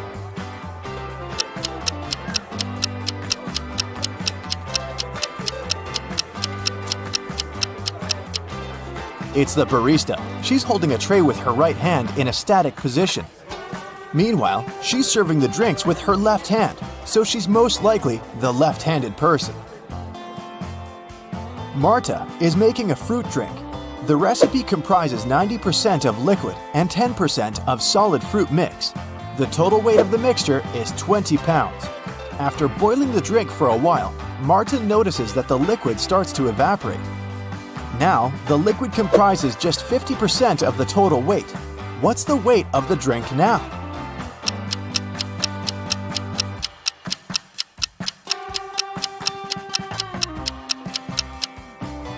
Initially, the liquid occupied 90% of the overall mix, which is 18 pounds. And the weight of the solid was 2 pounds. Earlier, the solid contributed 10%, And now it's contributing 50% of the overall weight, but its weight is still 2 pounds. Therefore, since the liquid is now contributing 50%, its weight should also be 2 pounds. So the overall weight of Marta's fruit drink is 4 pounds. Diana, Frank, and Quentin cook pasta. They start boiling water in 3 identical pots at the same time, but Frank's water gets boiled first. Can you figure out why?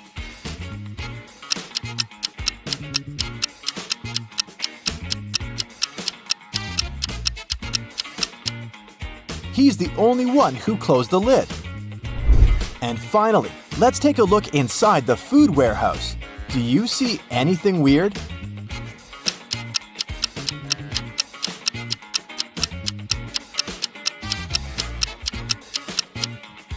The cabbage has eyes. When it was finally time to board the plane, it turned out that there were no more economy class seats left. Kim and Ashley were offered to fly in business class. Oh, yes. There, the girls saw 3 people. When the flight attendant served them fresh juice, she whispered that Kim and Ashley were extremely lucky. They were about to travel next to a famous Italian billionaire. Oh. Can you guess which of these passengers is the billionaire?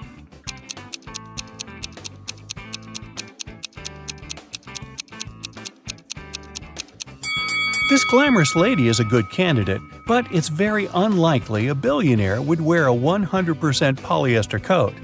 This guy's business suit is very elegant, but look at his shoes. They seem quite cheap and worn out. This funny gentleman must be the real billionaire. Although his outfit is rather casual, his gold watch looks very expensive.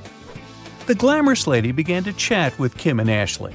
She told them she had recently visited an exotic island with her friends. Then she showed the girls some pictures.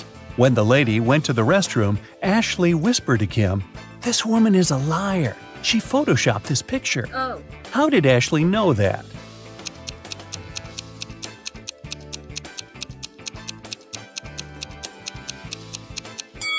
It's all about the shadows. They all look natural, except this one. People are sitting in their seats. The lights turn off. Someone is chewing popcorn. Someone is drinking soda. The movie starts. This is a horror movie. Someone screams. The ticket taker enters the hall. Several people haven't paid for their tickets. Guess who?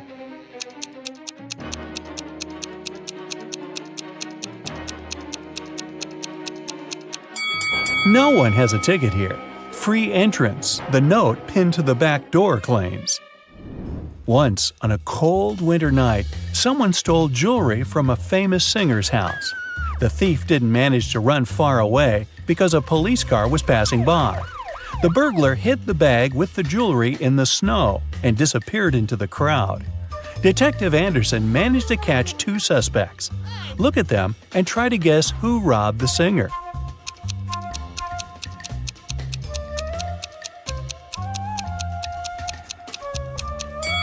If you dig snow with your bare hands, they will turn red. This man has red fingers and palms. But that woman could dig snow wearing a pair of gloves, so she could be the thief too. But she wouldn't be able to run in such high heels. After the meeting, Zoe unboxed a delivery from a popular writer. He sent Zoe his new masterpiece in secret. Zoe didn't say anything about this to her colleagues. But one of them was actually trying to steal the script. Can you guess who this person is?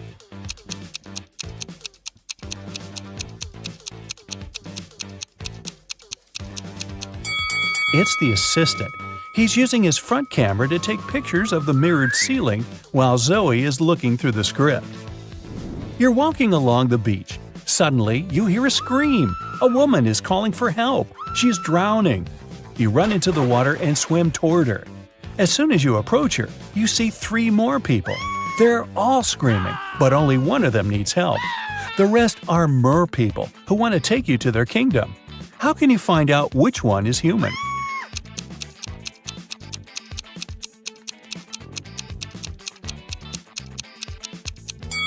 Dive under the water to see who has a fishtail.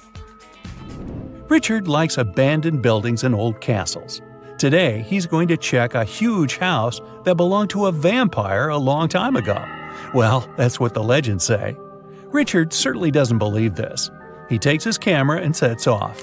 It's dark and cold inside the house. Crackling sounds are coming from the corridor. Richard shines a flashlight and sees 3 vampires. Richard starts running away, but then he stops and returns. It seems these vampires are fake. How did the guy understand this?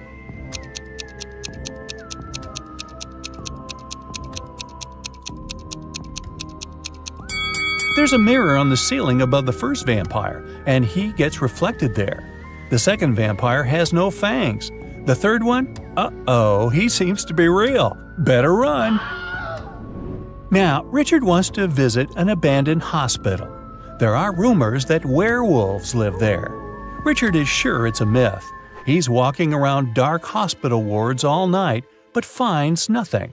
He's about to leave, but 4 men block the exit. They are howling and growling. Which of them is the real werewolf?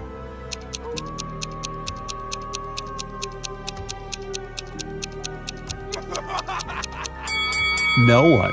The full moon is shining through the windows, but these people haven't turned into monsters. But still, Richard runs away. It seems these guys are really crazy.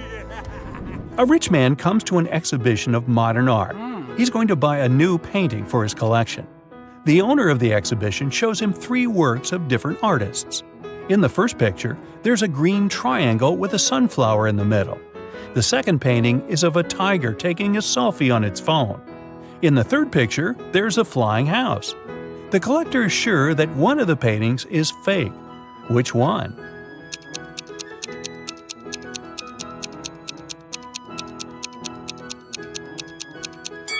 Each canvas has the artist's signature and the date when it was created. The painting with the tiger is dated 1957. There were no mobile phones and selfies at that time. This picture is fake. Martin's nervous because today is his first DJ performance at an electronic music festival. He goes on the stage. The crowd is cheering. Martin puts his headphones on and turns on the first track. Music is playing, but people aren't dancing. Why?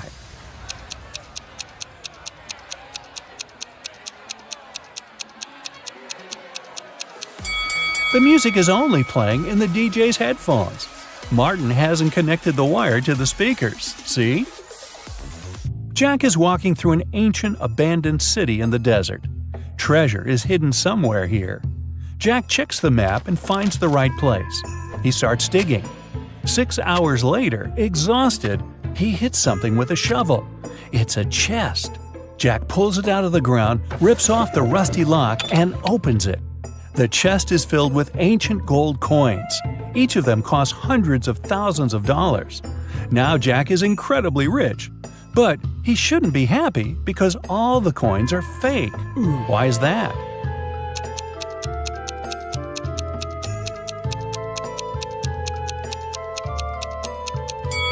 Each coin has a date, 145 BCE. It seems they're really old, but people who lived at that time couldn't write BCE on their coins because they didn't know they lived before the current era.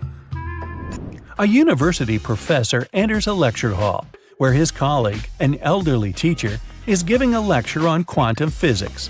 He's drawing formulas on the board, and his students are using their laptops to take notes. The professor knows that one of these students is sleeping. He starts walking around the room, stopping behind each of them in turn. Who's dreaming right now?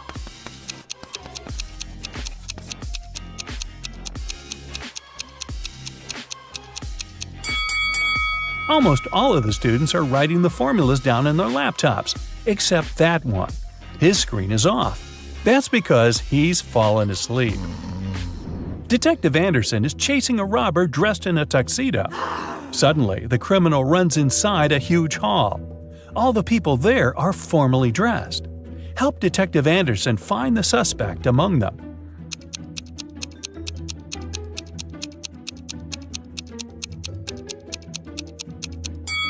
Catch that guy. He's sweating because he's been running. Leo's boss yelled at the guy because he hadn't completed his weekly work plan. Now, Leo has to spend his entire weekend in the office finishing his work. The boss took Leo's magnetic card so that he couldn't leave the building. Several hours had passed. Leo feels hungry. There's no water or food in the office, but there's a fridge and cooler in the next room behind the door with a magnetic lock. On Monday, Leo gives his boss the completed report. Somehow, the guy managed to get food and water. How did he do it?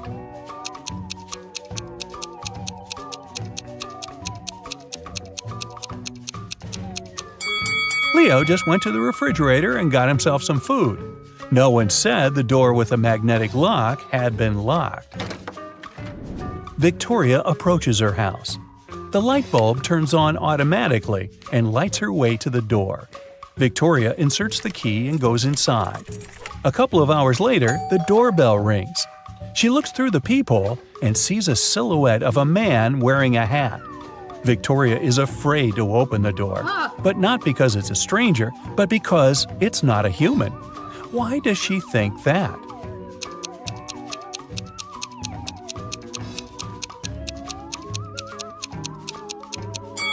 The light sensor didn't work, so there's no physical body outside.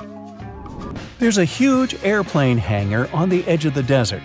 Pilot Tyler steps inside and notices a cat sleeping near the ceiling on one of the beams. Tyler decides to save it. There are no stairs and nothing else that can be used to get there. The only thing Tyler sees is a large puddle of water on the floor. How did the cat get there?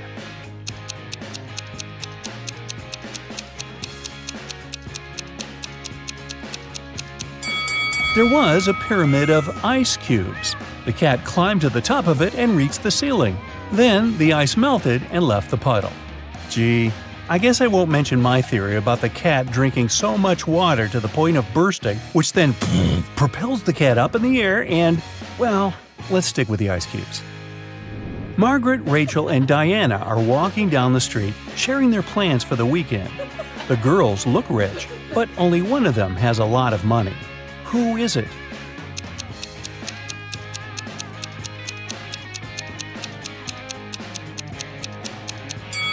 It's Margaret. You can notice the key to a Ferrari in her bag. Rachel had been dreaming of becoming a famous actress. Finally, her dream was about to come true. A famed talent agency had invited Rachel for an interview. She arrived at the office to meet her new agent early in the morning. Hello. There were 4 people in the conference room. Can you tell which one is Rachel's agent?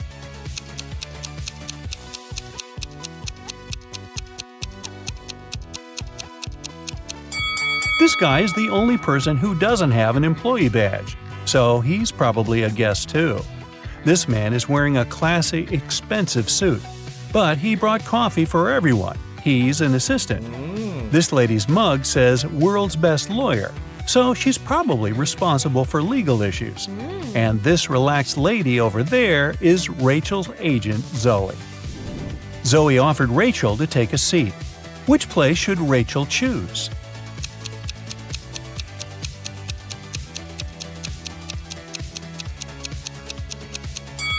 This chair is missing one leg. Someone has spilled coffee on this chair. It has written "The Boss" on the drink in this cup and left it on the table next to this chair. And someone has left a sweater on this chair. So Rachel has only one option. Here it is. Hey, how about some tricky riddles that will put your brain to work? Ready? How fast can you solve this one? Grace has 7 sons and each of them has a sister. How many children does Grace have in total?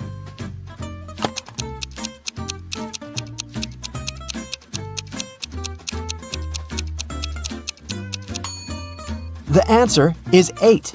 I bet all the sons have the same sister, so 7 sons plus 1 sister equals 8 children. Stephen's family was away this weekend, but he was found unconscious outside his mansion. Investigators had 3 main suspects. All of them were in the house when it happened. The first person was Maya, but she claimed to be innocent. I was cleaning the house in the morning and I took a nap in the afternoon, she told the investigators. John, the butler, said, I was told to check the food inventory in the afternoon. And the last person to be interrogated was James, the driver. He claimed he'd been far away from the house that day. I was driving the boss's children to a garden party. Which of these people do you think is guilty?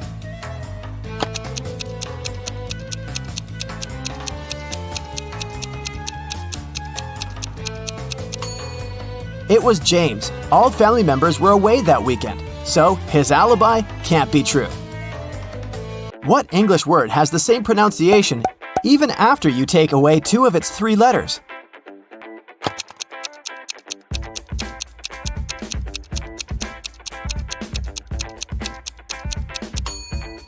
It's B. Phew, that one took some work. Look at these images and try to guess what's wrong.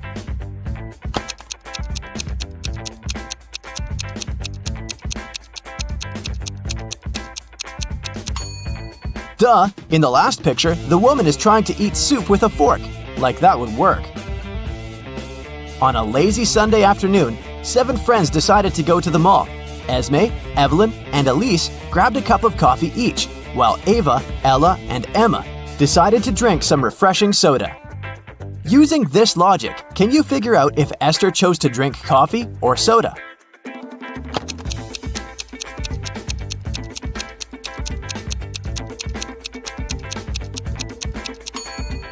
Esther is drinking coffee. The secret is in the girl's name.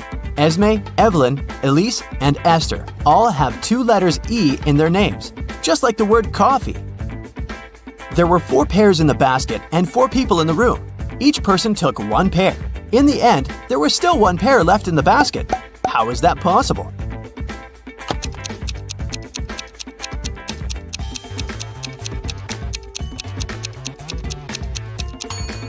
The last person took a pair that was still lying in the basket. Mary's birthday was coming up, and she decided to treat herself to a relaxing day at the spa. During a massage, Mary dozed off. When she woke up, the money she had in her purse was missing. Oh no! Mary had 3 suspects. The cashier, Erica, claimed, "I was having lunch in the back." Catherine, the masseuse, said, "I went to the back of the store to get some extra oil." The last person was Monica. She was another customer. She said she hadn't seen anything and had just been waiting for her appointment. Can you tell which one is the culprit?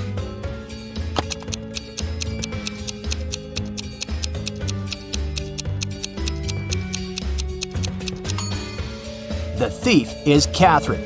She must have waited for Mary to fall asleep and then took her things. Look at the money hidden behind the oils. Hey, it's time for a hair appointment to trim those split ends. But in this scenario, there are only 2 hairdressers in town who can cut your hair. This guy or this girl. Which one should you choose?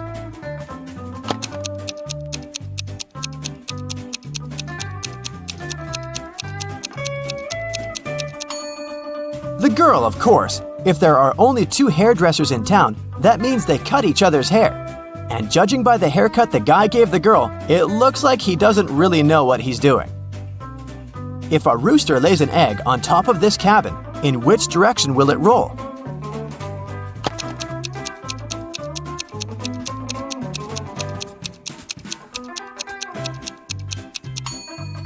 Aha! Roosters don't lay eggs, so it wouldn't roll anywhere. The shopkeeper of an expensive skincare store called the police because someone had robbed his business. He didn't notice the culprit, but according to the security camera footage, there were 3 customers in the store at the time of the robbery. Police officers questioned each of them. Michael said he'd been buying some stuff for his pets. The second suspect, Kayla, was looking for ointments and some aloe vera gel. The last person, Rachel, told the interrogators she'd been busy looking for lotions. Can you tell who's lying?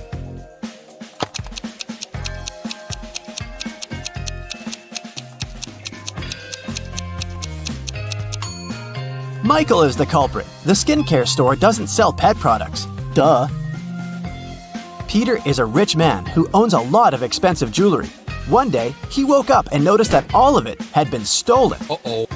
He called a private detective to solve this case.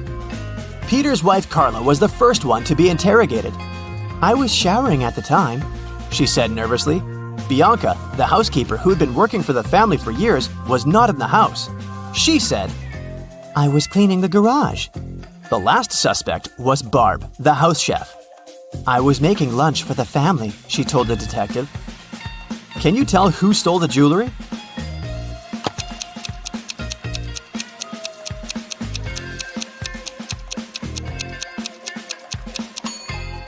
It was Barb, of course. She claimed she was cooking lunch, but the crime happened at night. A man lives on the 80th floor of a high-rise building. On rainy days, he takes the elevator all the way up. But on sunny days, he only takes the elevator halfway to his floor. And then, he takes the stairs the rest of the way. Why does he do this?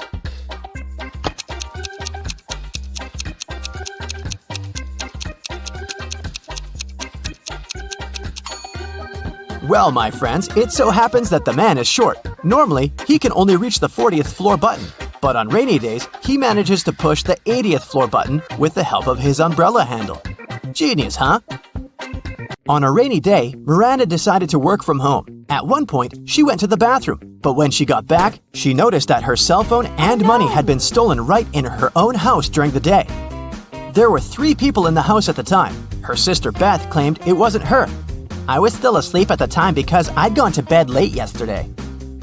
Her other sister Anna said she'd been taking a stroll in the garden when it had happened.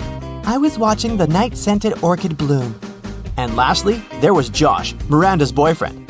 I've just got home for lunch, he said. What do you think?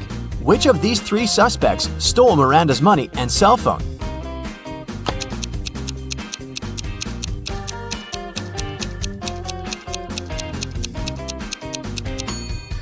Anna is the culprit, of course. Night-scented orchids only bloom at night, so she probably sneaked in and grabbed Miranda's things while the girl was away. A farmer rode into the village on Monday. He stayed in the village for 4 days and rode out on Monday. How is that possible?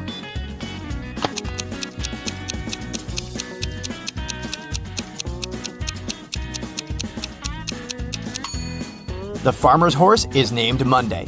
I bet you didn't guess this one, did you? Uncle Ben's farm experienced a terrible downpour, and all but 15 pigs were missing and couldn't be found. How many pigs are still in the barn?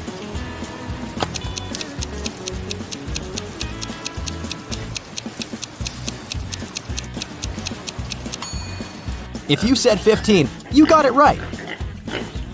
So, there are 3 important rooms in a house. The first one is a library full of rare books. The second room stores piles of money and gold. And the third room has boxes full of expensive jewelry in it. In case of a fire emergency, in which room will the police try to extinguish the fire first?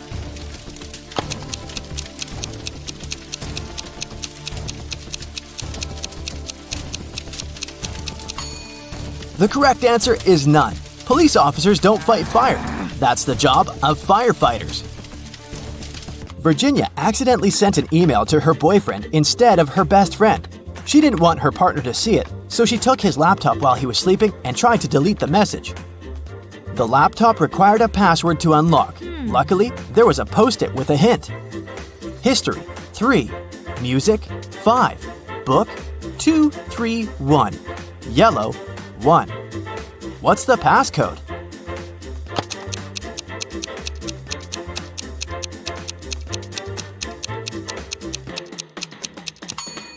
Each number indicated the letter Virginia had to select in the corresponding word. The third letter in history is S. The fifth letter in music is C. The second, third, and first letters in book are O, O, and B. And the first letter in yellow is Y. The password is Scooby. That's all for today, folks. Hope your brain is good and functioning after all these sharp riddles. See you next time!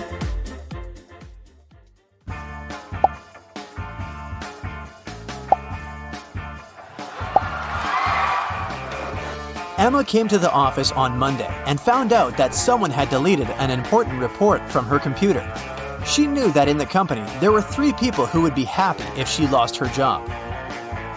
Emma loved reading detective novels and even wanted to become a private detective when she was younger. That's why she knew she had to question the suspects. Laura, Emma's colleague, said, "I've just arrived. Phew, the weather is awful. Such a downpour. Why are you asking me?"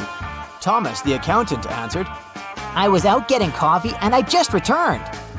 and Eliza, a new employee, said, I had a meeting with a client in a cafe. I've just come back to the office.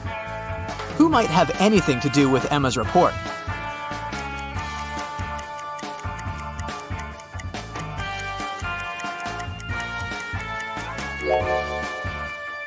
Eliza, pay attention to the suspect's feet. Thomas's and Laura's shoes are wet. They got caught in the rain, but Eliza's high heels are perfectly dry. She must have lied about going out to meet with a client. Emma found this strange. To confirm her suspicions, she decided to watch Eliza, but the very next day, the girl disappeared, along with some very important documents. Emma's boss asked her to help him return the documents. He didn't want to inform the police yet. Despite all, Emma was happy. She could fulfill her dream of becoming a detective. Eliza's computer was protected with a password. After an hour of failed attempts, Emma finally noticed a piece of paper on the floor under Eliza's desk. She picked it up.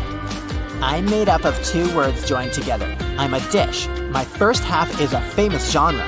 My second part is a grain. What am I? The answer to this riddle might be the password, but what is it?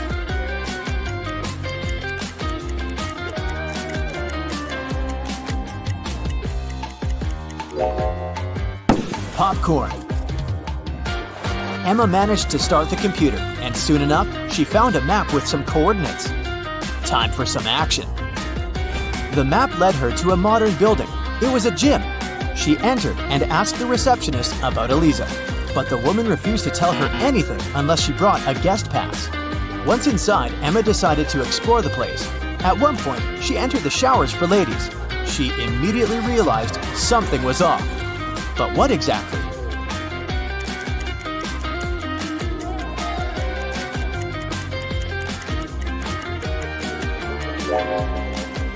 See that man reflected in the window? Who is he, and what is he doing here? Emma was about to run out of the showers when everything went black. When she woke up sometime later, she realized she was in a small room without windows. There was a door with a combination lock. In her hand, she was clutching a note. Spelled forward were those rodents that terrify you. But what you need is spelled backward. You can't touch it, but you can see it at night. What is the password?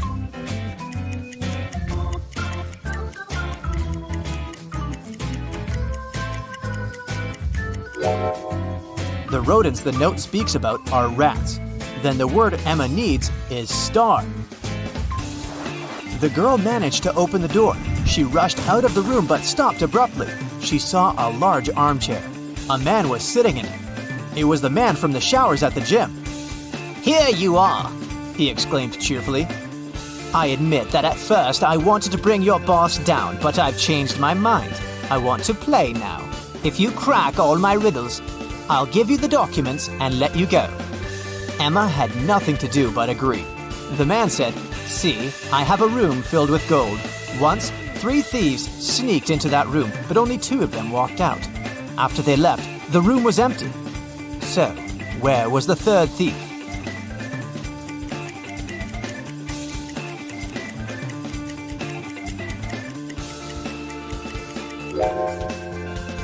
The 3rd criminal was in a wheelchair. He didn't walk. He rolled out of the room. Good job, The man shouted and pressed some buttons on the armrest of his chair. Emma screamed as she felt herself falling through the floor. It was pitch dark in the basement. Suddenly, a torch on the wall lit up. Emma saw 3 doors. Behind the first door, there was a dense jungle full of dangerous creatures. Behind the second door, there was a gigantic fire-breathing dinosaur whose breath could burn through any kind of material. And behind the third door, there was a lake filled with ice water. The water was so cold it needed just a few seconds to freeze literally anything. Which door should Emma choose?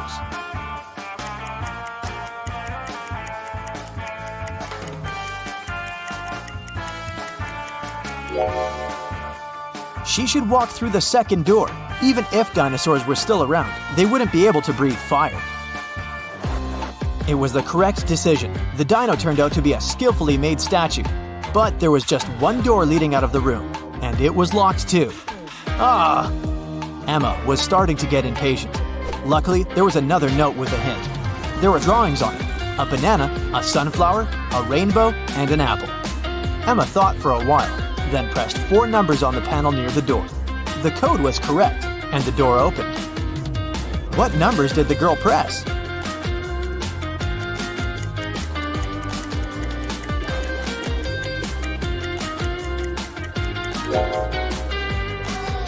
One, 3, 7, 1. Each digit corresponds to the number of colors of the objects in the picture. Emma saw a long corridor. She'd been walking for a while when she realized that the corridor was about to split into 3 passageways. They were signed West, East, South. She also saw this inscription on the wall. Which corridor should she choose?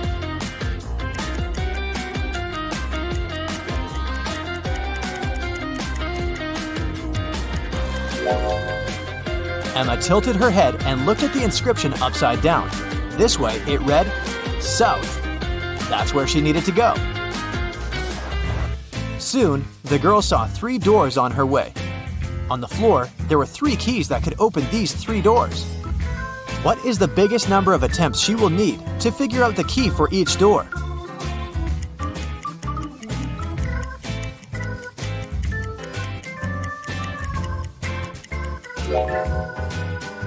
Six. 3 attempts for the first key and all 3 doors. 2 attempts for the second key and the remaining 2 doors. And 1 attempt for the third key and the last door.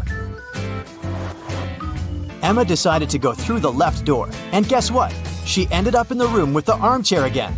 The man was there too. He asked her, "Today is Friday. You need to do something 72 days later. What day of the week will it be?"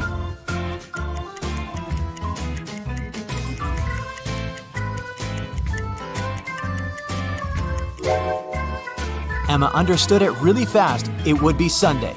Look, 72 days equals 10 weeks plus 2 days. And 2 days from Friday, that's Sunday.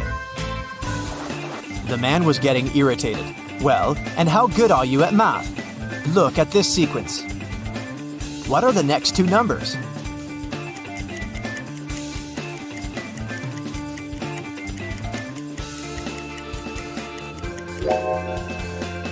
The next 2 numbers should be 20 and 28. There are 2 groups of numbers in this sequence: 11, 14, and 17, and 19, 22, and 25. In both of them, each next number is 3 more than the previous one. It means that in the first group, the next number is 20, and in the second group, 28. Then, the man offered Emma a bet. He said he would put 1 red and 1 blue marble in a box. If the girl picked the blue marble, he would let her go. But if she got the red marble, she would have to stay and help him around the house for a year. Emma knew that the man was going to cheat, because why would he take a risk like that? He would probably put 2 red marbles instead of 1 red and 1 blue. But how can she prove it? After thinking for a while, she managed to win the bet. How did she do it?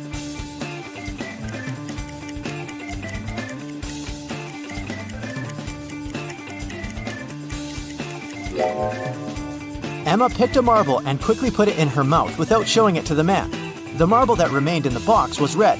According to the rules, it meant that the marble Emma had chosen was blue. The man didn't want to admit that he had tried to cheat. "Okay, I'm not going to go back on my word, but here's the last riddle. If you crack it, you're free to go. How can you turn 6 into an odd number?"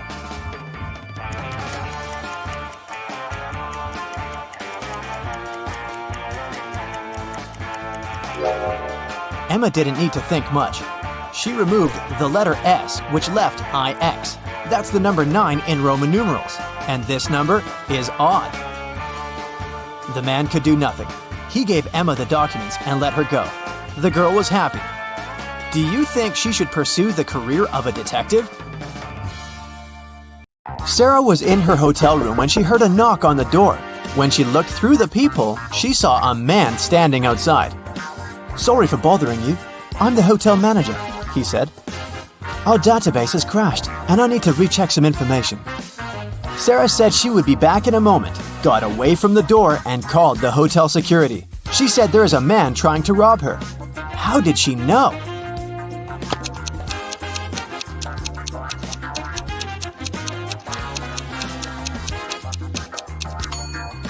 Look at the man's name tag. It's a female name. He's not the real hotel manager.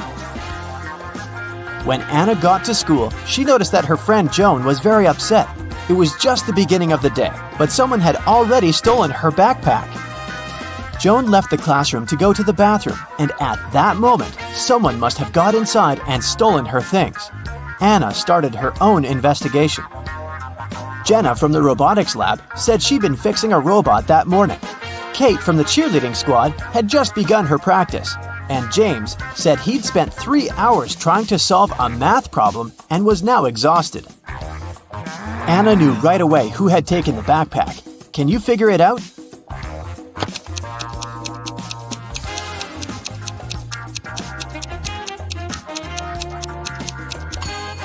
It was James. The school day had just started. How could he have been there for 3 hours already? On a beautiful morning, Michael and Christina went on a hike. At some point, they saw a river they had to cross. Both of them needed to get to the other side. However, the boat could only make one trip back and forth and take one of them at a time. Still, both of them managed to get across. How?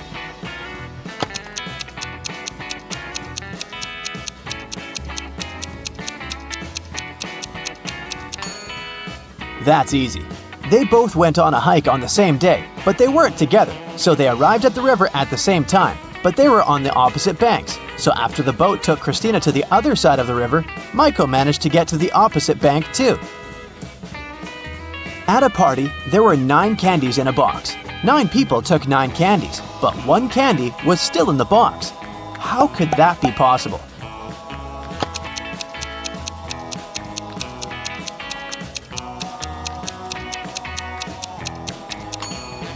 The last person took the candy that was still in the box. When the day after tomorrow becomes yesterday, then today will be as far from Sunday as the day it was today when the day before yesterday was tomorrow. Which day is it?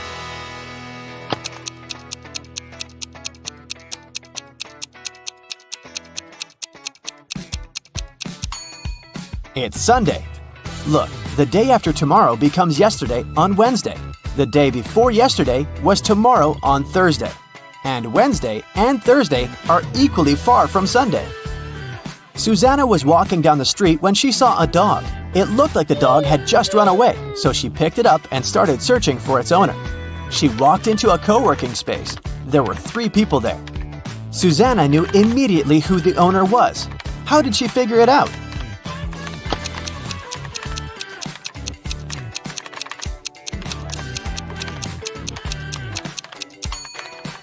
Look at the guy in the middle. He's sitting on top of a dog leash. It was Brian's birthday, and he organized a game for his friends. He placed 2 cards, 1 yellow and 1 red, inside a box. The rule said that if a person picked the red card, they would win $7,000, but if they picked the yellow card, they would have to pay $700. Nobody knew that Brian had lied. He'd put 2 yellow cards inside the box instead of 1 red and 1 yellow.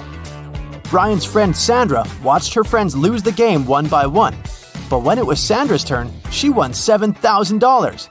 How?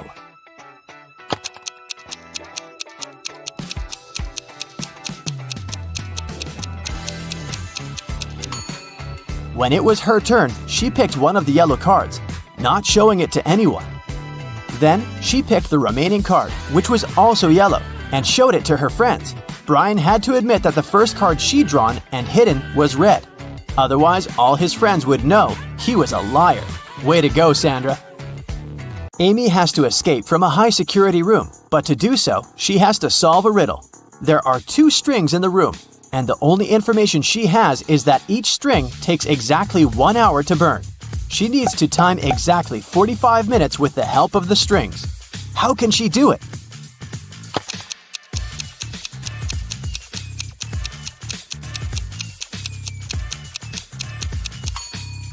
Amy should light both ends of the first string and one end of the second string. In 30 minutes, the first string will burn completely since it'll burn twice faster with both ends on fire.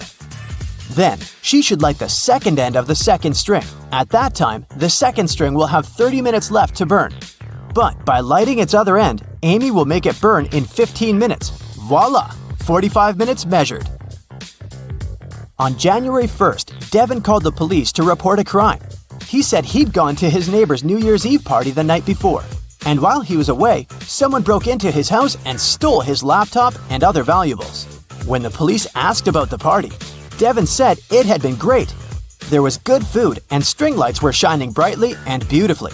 Devin added that his neighbor could have been the one to steal his things. Maybe he snuck inside the house when Devin was at his place, having fun. The police officer went to interrogate Devin's neighbor, Tom. But as soon as Tom opened the door, the officer knew he wasn't guilty. Devin was lying. How did he understand this?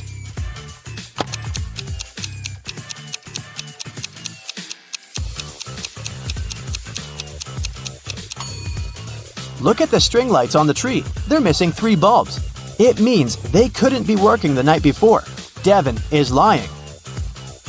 Matthew was on an expedition to the South Pole. He had been exploring the area for days when a storm began. Looking for shelter, he managed to find 2 caves. In the first cave, there was a very hungry-looking polar bear. In the second cave, the air was filled with toxic gas. Which cave should he choose?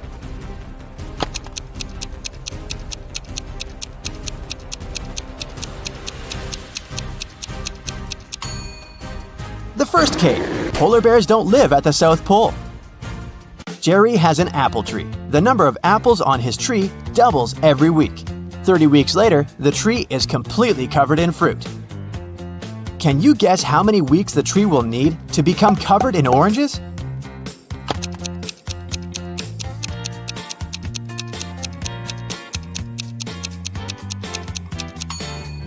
Oranges don't grow on apple trees, but if I asked you about apples, the answer would be 29 weeks, because, as we know, the number of apples doubles every week. Nobody has ever walked this way. What way is it?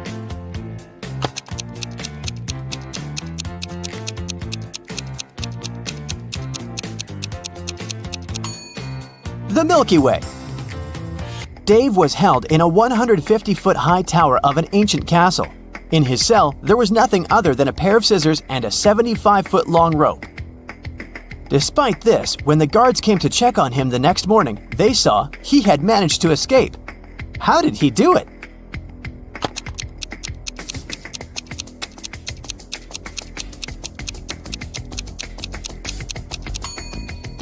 He cut the rope in the middle, but rather than cutting it across, he cut it along. Then, he tied both pieces of the rope together and safely got down to the ground. Genius, huh? On the outskirts of the town, there was a haunted house. A group of friends decided to check it out. They went there at night, but as soon as they got there, one of the friends, John, refused to go inside and tried to stop the others. But they just laughed at him and went inside, leaving him behind. There were several terrible crashing sounds coming from the house. And then everything went still. John never saw his friends again. How did John understand that there was something seriously wrong with the house?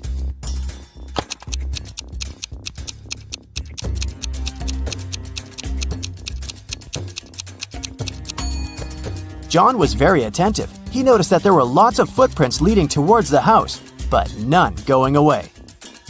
Rachel was in her office when security called her, saying there was a robber in the building and he was trying to escape. She ran to the elevators to get outside.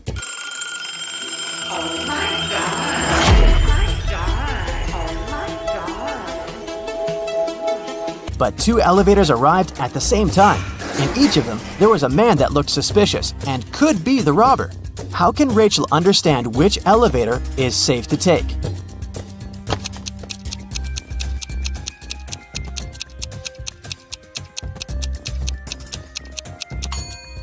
The one that's going up.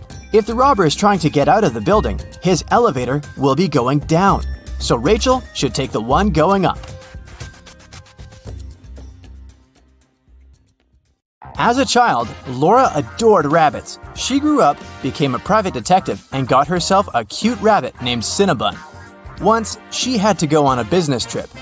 She asked Sarah, her housekeeper, Annabelle, her cook, and Phoebe, her sister, to look after the animal. But when Laura came back, Cinnabon was gone, and all 3 women she had asked to look after her pet claimed they didn't know what had happened. Look at them attentively. Who is lying?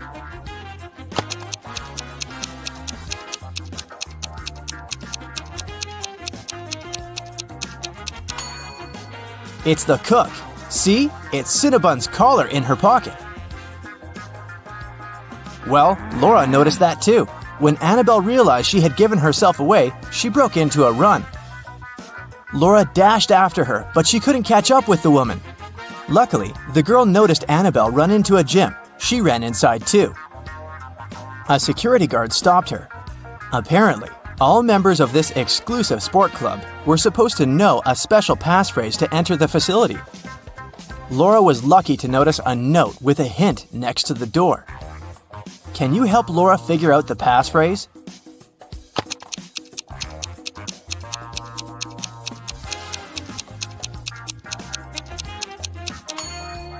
That's "for once in my life." And it was the correct answer. The guard let Laura through.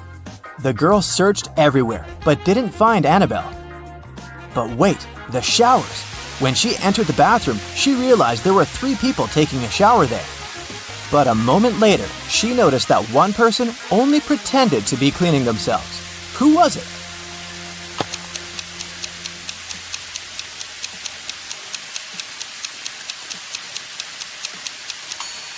It's the person in the second cubicle. The water is running, but there's no foam. They don't use any soap or sponge. But, surprise, surprise, the person who pretended to be taking a shower wasn't Annabelle. Then where could the cook hide? Suddenly, Laura noticed a white sheet of paper on the floor. She picked it up. It said, "Follow the white rabbit." Look around the room attentively and try to figure out where the girl should go.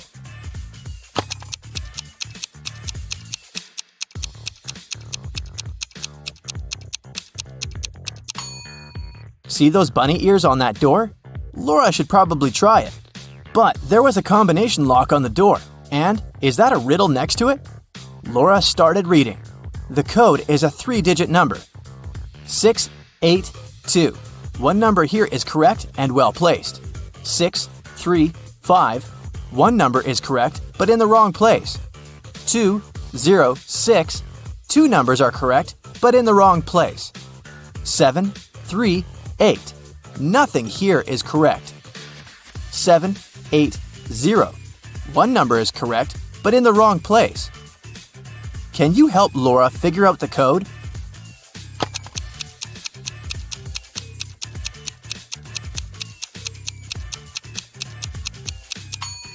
From statements 4 and 5, we can understand that 0 is the correct number standing in the wrong place. 6 can't be the number we need. Otherwise, statements 1 and 2 would contradict each other. In this case, looking at statements 2 and 3, we can conclude that the correct numbers are 2, 5, and 0, and the code is 052. Laura opened the door and saw a long corridor. It led her to a large room. There, she saw a man dressed in black. He was sitting on a throne-like chair, holding Cinnabon. "Well, well, well, here you are," he said. "If you want to get your rabbit back, you'll have to do something for me." Laura had no choice but to agree. "You see, my wife Louisa disappeared during a performance she attended a week ago. Your task will be to find her." And the man gave Laura all the details. The girl questioned 3 witnesses. Dorothy said she had gone home right after the performance and hadn't noticed anything weird. Alina said that she had seen Louisa leave during the break with a tall blonde man. And Anna said that she'd been on the phone with her husband and hadn't seen where Louisa had gone. Who knows something about Louisa's whereabouts?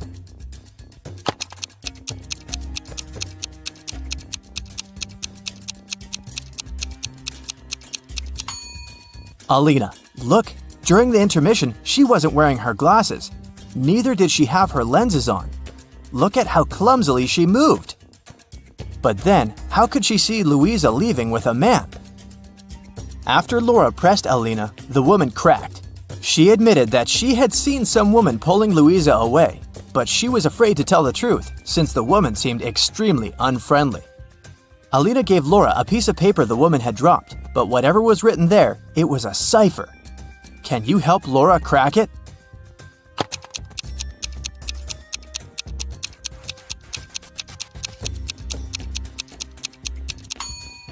The note says, "At the docks." When Laura got there, she saw 3 buildings. She understood she wouldn't have enough time to search all of them. She needed to choose the one where Louisa was kept, and fast. Can you help Laura?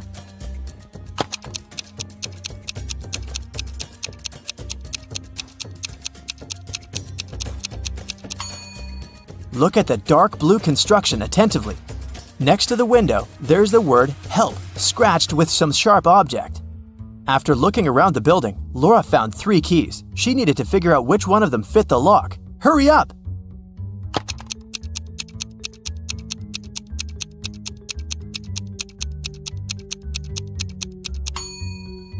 Right, this is the key. The door opened, and Laura saw a woman sitting in the far corner. It was Louisa. She helped the woman to her feet, and they stumbled away. Soon, they noticed 3 taxis. Which car should they choose?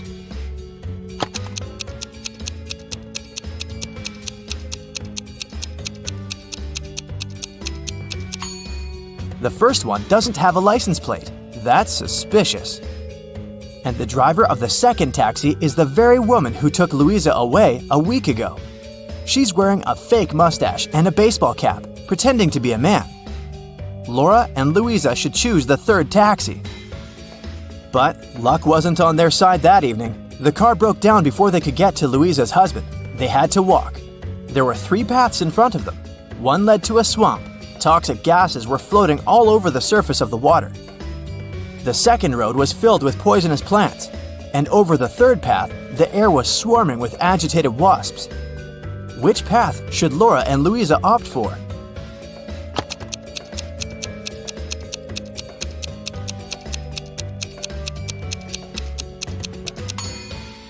The second. At least the plants can't move, so if the women are careful, they'll be able to avoid touching them. Finally, they arrived at Louisa's house. Once the man in black saw his wife, he hugged her and turned to Laura. "I'm so sorry for using such methods, but I was getting desperate. I can't tell you why, but I had to keep her disappearance under wraps. That's why I chose to involve you. Thank you. I want to give something to you, but to get it, you'll need to crack this riddle." An electronics store owner came to work one day and saw that his safe was open. His money was nowhere to be found. He called the police. When a detective arrived, the store owner explained that the key to his safe was on the same keychain as the keys from his truck. 2 of his employees, Andrew and Ryan, used the truck and had access to all the keys, but the men had always returned them. The detective questioned the drivers. "Someone broke into your boss's safe yesterday. What do you know about this incident?" Andrew said, "I didn't copy the key. I wouldn't even know which one to copy." And Ryan said, "I've been working here for 3 months and have never entered the boss's office yet." The detective understood who the thief was right away. Can you figure it out?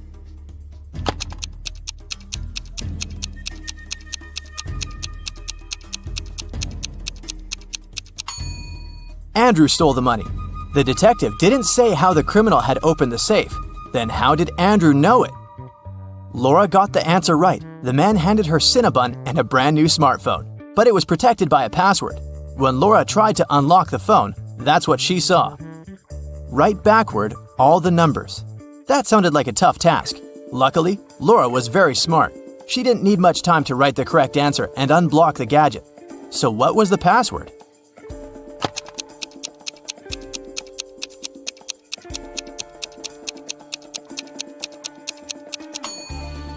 SREBMUNEHTLLA. That's all the numbers written backwards. She couldn't believe her eyes. She'd been dreaming of this all her life, but to get it, she'd have to set off on a very unusual journey.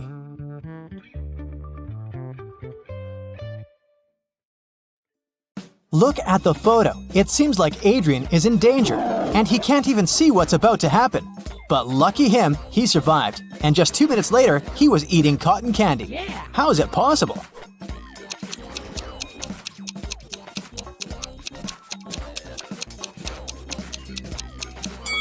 Adrian is at a zoological museum. Look closely. The tiger is behind thick glass, and it's not even moving at all. It's just a statue, so it was completely safe for Adrian to stand there. The police were chasing a criminal who had just robbed a little store in a city suburb. They'd been chasing his car for a while, but then the vehicle took an unexpected turn and won some time. The police followed it and a minute later arrived at a gas station. But there were two identical cars there. Which one of them is the criminal's car?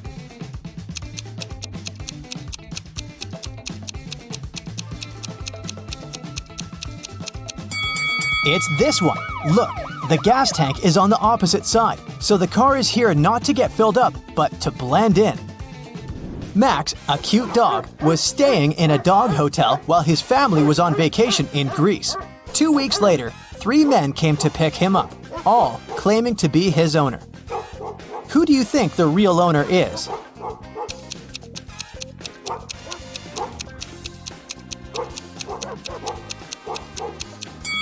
It must be this man. Look, he has Max's name tattooed on his arm. Look at this picture of people in a movie theater. Most of them are couples, but 2 visitors are twins, a brother and a sister. Can you tell which couple it is?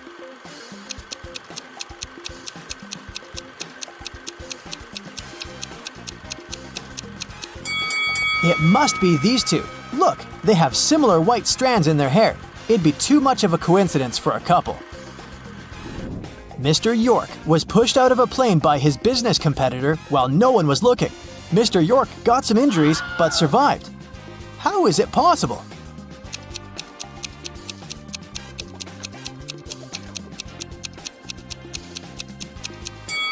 Think outside the box to get it right.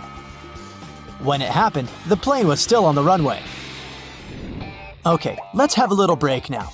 I'll be showing you an emoji, and your task is to find the one that doesn't belong to the group. Ready? Here's the first one. What do you say?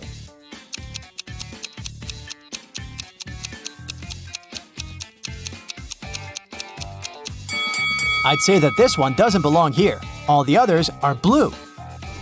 Okay, here's another set for you. Will you manage to find the one that doesn't belong here?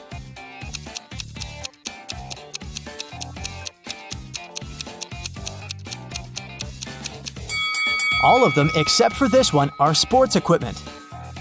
Any ideas here?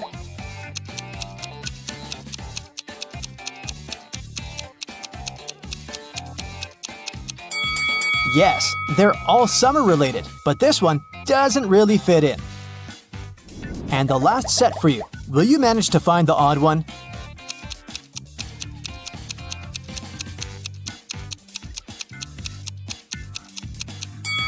These are all real everyday objects, but this one is magical. So, it's the odd one out.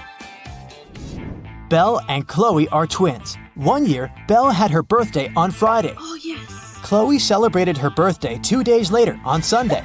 The guests who came to both parties didn't believe that twins could have birthdays 2 days apart, but the girls showed their IDs and explained everything. So, how is it possible?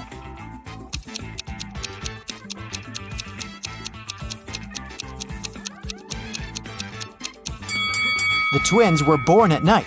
Belle was born right before midnight on February 28th, and Chloe was born right after midnight on March 1st. This year was a leap year, and February 29th came in between these dates.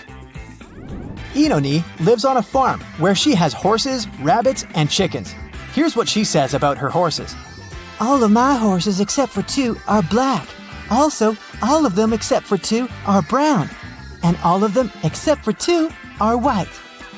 How many horses does Inoni have? And what color are they?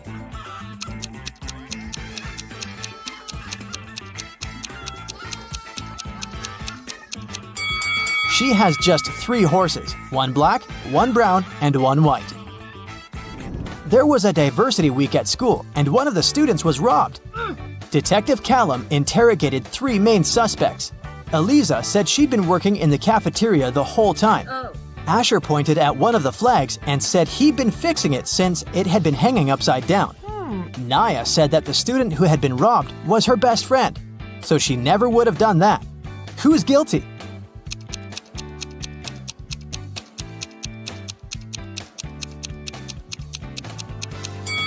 Asher. The flag that was supposed to be hanging upside down is actually symmetrical. On a rainy day in the summer, a house in a small neighborhood was robbed while the owners were away. The police came to interrogate 4 neighbors. Everyone said that it had been raining. They'd been at home all day, eating and watching movies. Take a look at the houses. Who is lying?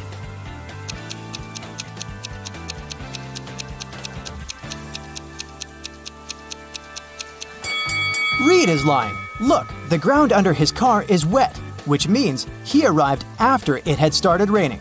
So, he did leave his house.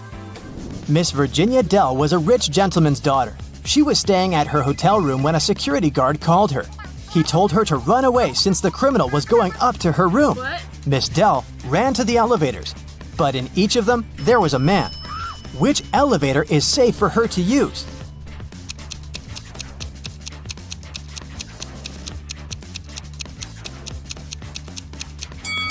The criminal obviously came from the first floor, and since this man is going down, it must be safe to go with him. Really? Dakota woke up in a dungeon. She couldn't remember what had happened. After wandering around for a while, she found out it was a vampire's castle guarded by the creature himself. Also, she found 3 chests. One of them was full of gold coins. Another was filled with silver coins. And the third chest was full of diamonds. Dakota could take any chest with her, but she wouldn't be able to get past the vampire anyways. What should the girl do?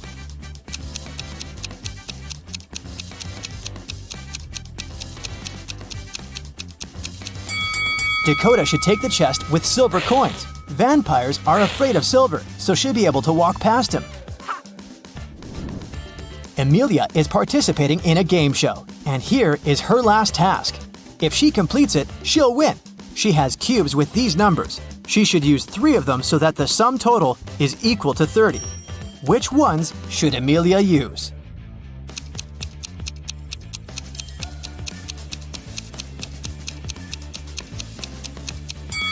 She should turn the cube with 9 over to get 6, and then use it along with 11 and 13. Sienna must leave the house in exactly 9 minutes. The power is off and her cell phone battery is flat. Sienna has 2 hourglasses. One measures 7 minutes and the other measures 4 minutes. How can she use them to measure exactly 9 minutes?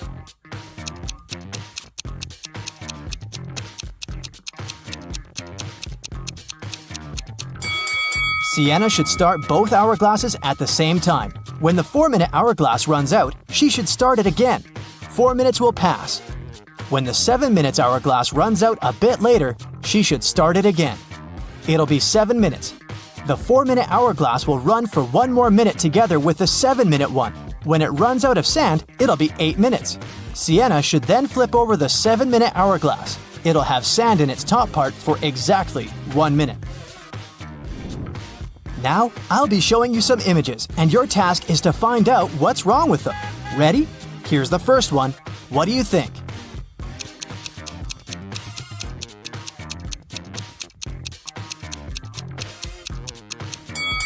This car has no steering wheel. Easy. What about this picture? Can you notice anything odd about it?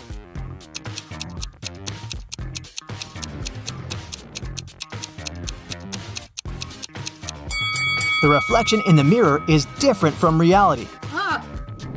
What about this picture? What's really off here?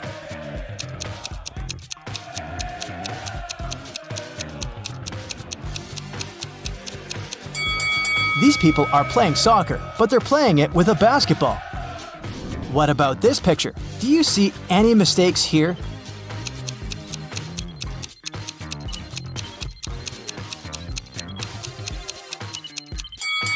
People are in open space, but they're not wearing spacesuits. They wouldn't be able to breathe without them. Some people went on a hot air balloon trip. Can you see what's wrong here?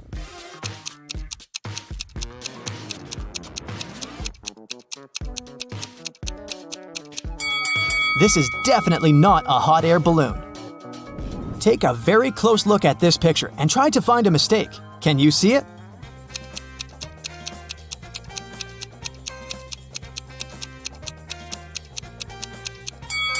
Look, the door hinges are on the wrong side of the door. Look, it's very pretty, but something is off. Can you figure out what?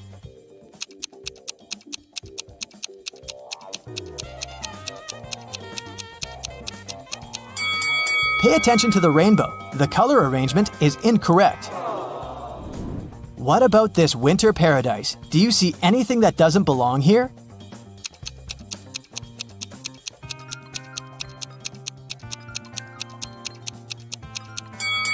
The butterflies. There's no butterflies in the winter. Next one. This cool space picture. Do you see what's wrong with it?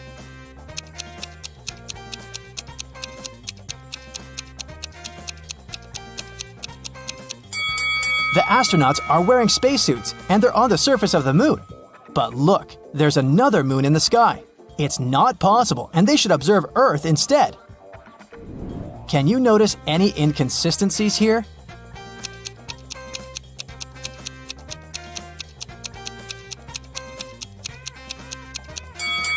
The label on the carton says that it's almond milk, but then why is a cow pictured on it too? Rhonda and Lucy got to Las Vegas and headed for the house where Joy's granny lived, but they kept coming to the wrong houses. In the first house, they met this old lady, and in the second, there was this one. Can you tell which elderly woman is dangerous?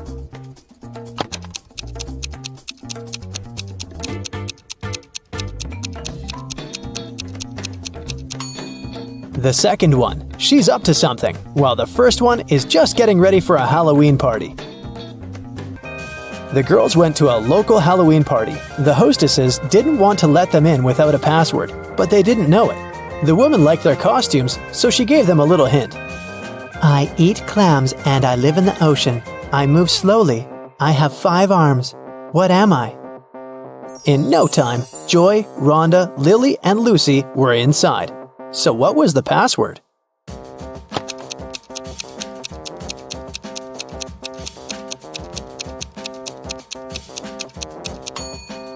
A starfish. Joy went to take a shower to remove her makeup, but someone poured paint into the shower head and the water turned green. Joy questioned Lucy, Rhonda, and Lily. Lucy said, I did my laundry and then went to cook some kiwi jam. Sorry, I gotta go. It might burn. Lily said, I took a shower and washed my hair right before you went in. What happened? Why are you so green? And Rhonda said, I'm studying for my geometry test. Can you keep it down, please? Who pranked Joy?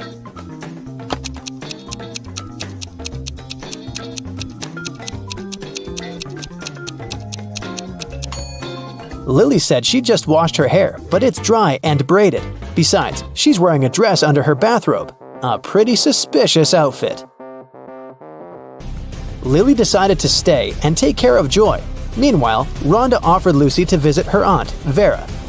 She ran a magic shop with different potions. When Vera heard about what happened to Joy, she said, Okay, I need 3 ingredients to cook a healing drink. Here's the first one. When it comes to me, you go when you see red and stop at green. Can you guess the ingredient?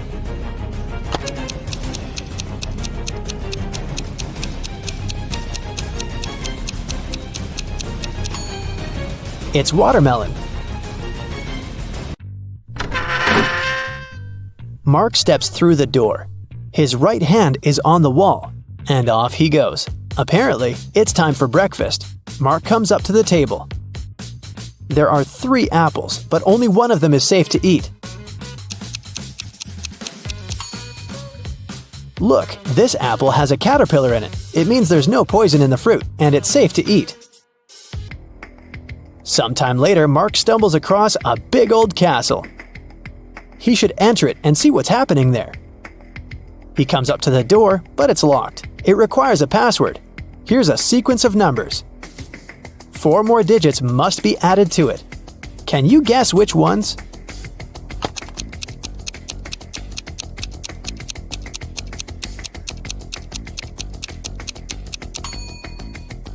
One plus 3 is 4. 3 plus 4 is 7. 4 plus 7 is 11. Then 7 plus 11 is 18. So the next digits are 2 and 9. 29. Because that's 11 plus 18. and 18 plus 29 gives us 47, which is 4 and 7. The password is 2947.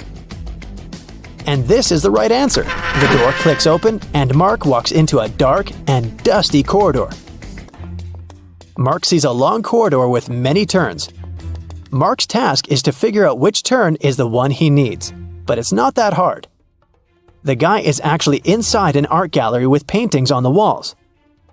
After every turn, he can see 2 pictures. Mark should just follow the original paintings. He will need your help to tell them apart. Okay, here's the first one. Which one is the original?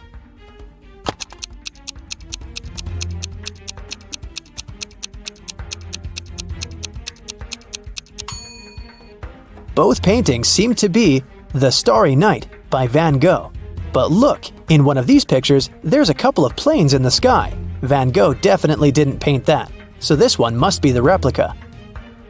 So Mark should better choose the other turn. Another turn, another choice. This time, it's Girl with a Pearl Earring by Johannes Vermeer. Which one is the original?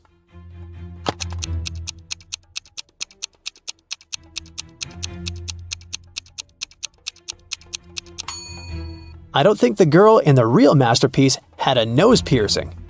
So the painting on the right is fake, and Mark should turn left. You surely know this one, Mona Lisa by Leonardo da Vinci. But one of the paintings is really messed up. Can you spot the difference?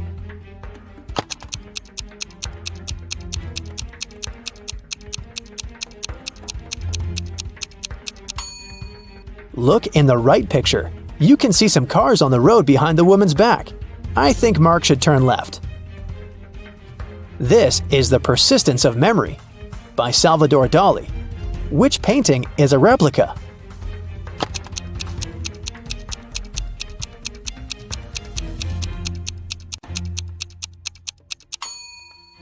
It's the one on the left. I don't think a melted modern smartphone belongs there. Turn right. And one more choice to make. It's American Gothic by Grant Wood. Look closely and help Mark choose.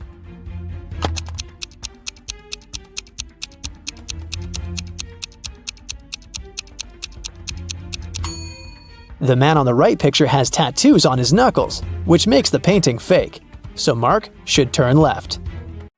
3 friends lived not far from one another and often met to drink some coffee together. Their names were Mr. Blue, Mr. Red, and Mr. White.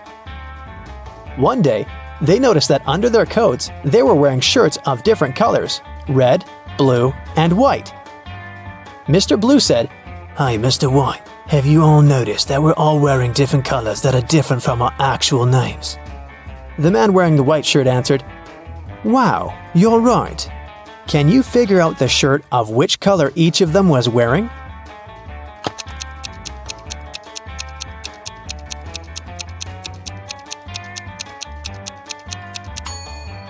Mr. Blue can only be wearing white or red, but we've already learned that someone else is wearing the white shirt.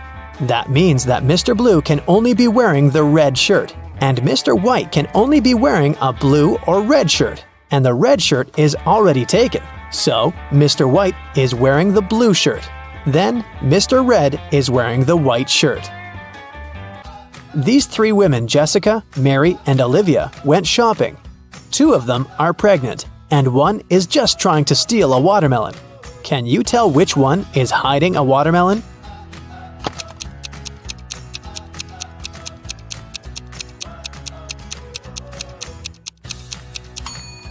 It's Olivia. She's wearing heels. It's not the kind of shoes a pregnant woman would want to wear.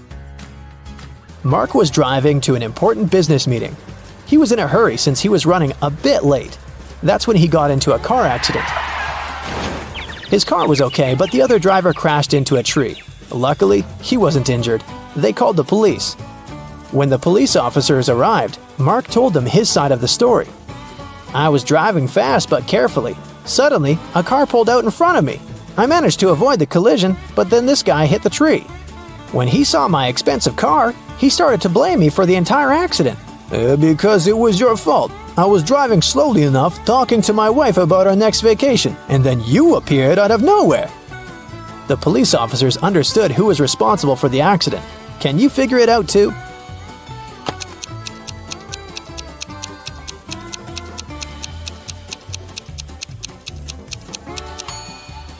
It was the other driver. He was alone in his car. It means he was talking to his wife on the phone, which is illegal. Ooh, very, very bad. Justin was an archaeologist who explored ancient pyramids. Once, something went wrong and he got locked in a tiny room deep underground. Justin had just gotten into the room through a narrow passage, which was almost immediately blocked by a rock slide. There was only one other door, and it was locked. To open it, the guy had to solve a riddle and enter a correct 4-digit code. A, G, F, H, V, Z, J, T. What code should Justin enter?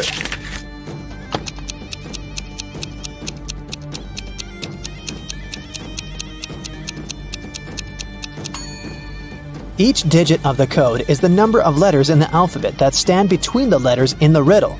So, the code is 5139.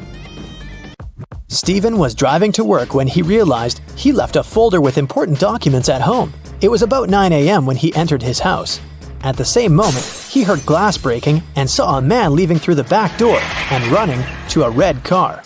Stephen could only see several numbers on its license plate. He called the police and told them everything that happened. They didn't waste time and went to look for the guy. After searching for 10 minutes, they spotted a similar-looking car near a cafe. When they entered the place, there was only one customer there. One of the police officers came up to him. Is it your car? Where were you 20 minutes ago? The customer answered, "Yeah, the car's mine, but I've been sitting here for more than an hour." The police officer immediately arrested him. Why?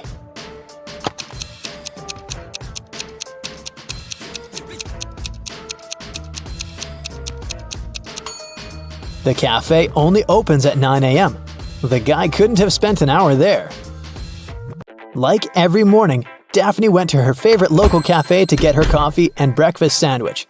She left the cafe after she'd paid. A few minutes later, she returned, looking anxious, because she had forgotten her wallet. Strangely, it was nowhere to be found. She called the police to report the incident. Nobody had left the store, so the thief was still there when the officer arrived. He started questioning everyone.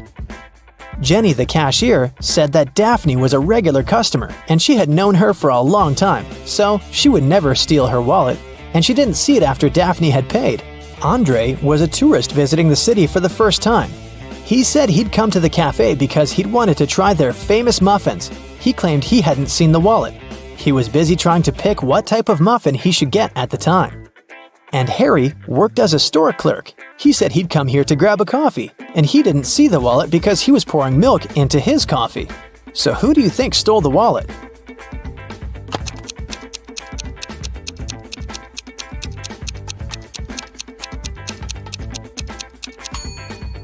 It was Harry, the store clerk, or should I say, Harold. Do you see his name tag? He lied about his name when he ordered his drink.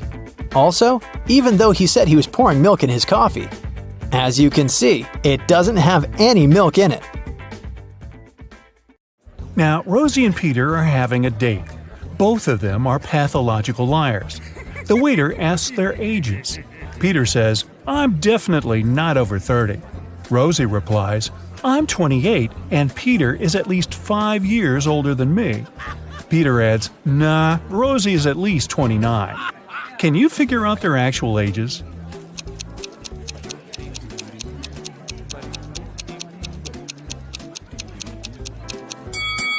Since we know that all statements are false, let's assume the opposite. Peter is definitely over 30. Rosie is not 28, and she's at most 4 years older than Peter. And Rosie is at most 28. Now, from the first statement, we can conclude that Peter is at least 31 years old. The second and third statements tell us that Rosie is younger than 28. We also know that the maximum gap between their ages is 4 years. Therefore, Peter is 31 years old and Rosie is 27. Rosie arrives home from her date and makes herself a cup of hot chocolate. Suddenly, a soccer ball crashes through her window and breaks the mug. Rosie looks out the window just in time. She sees 3 neighbors running across the backyard, the Smith brothers. Their names are Miles, Mark, and Mike. The next morning, Rosie finds a note in her mailbox. It says this: which one of the Smith brothers should Rosie question?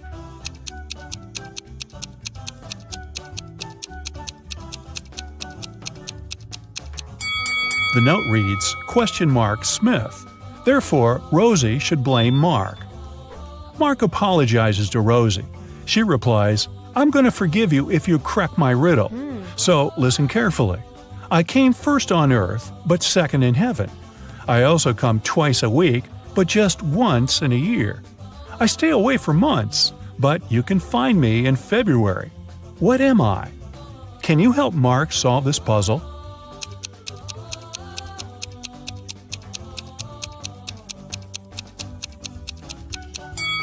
The correct answer is the letter E.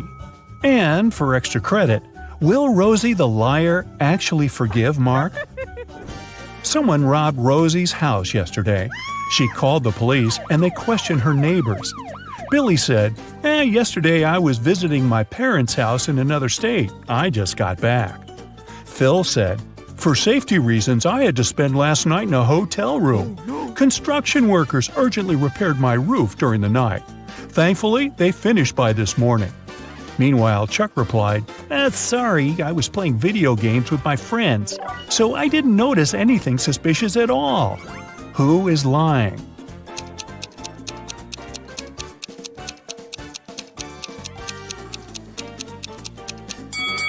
Phil.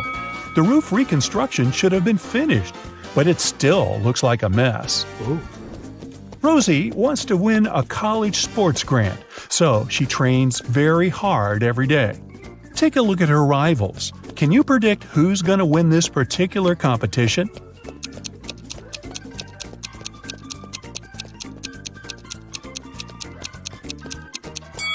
The left runner will be the first to cross the finish line. The right guy's shoelaces came undone. Meanwhile, Rosie, who's running in the middle, put her hand on her stomach because she's struggling with a cramp. That's why her chances of winning are low. The next day, Rosie buys chocolates on the way to the gym. She can't eat them in front of the others because their coach, Tina, asks all runners to stay away from sugar products. So Rosie decides to hide the chocolates in her locker. During the break, she opens her locker and finds out that the chocolates are gone. She questions 4 teammates. Karen says, I was washing my hair in the shower. Kelly replies, I was talking to my boyfriend on FaceTime, and he can confirm that. Zoe discussed her skills with Tina during the break. And Nina enjoyed her sugar-free salad. Who's lying?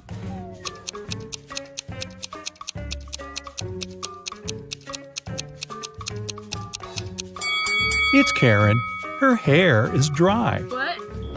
Rosie is walking home from her training late at night.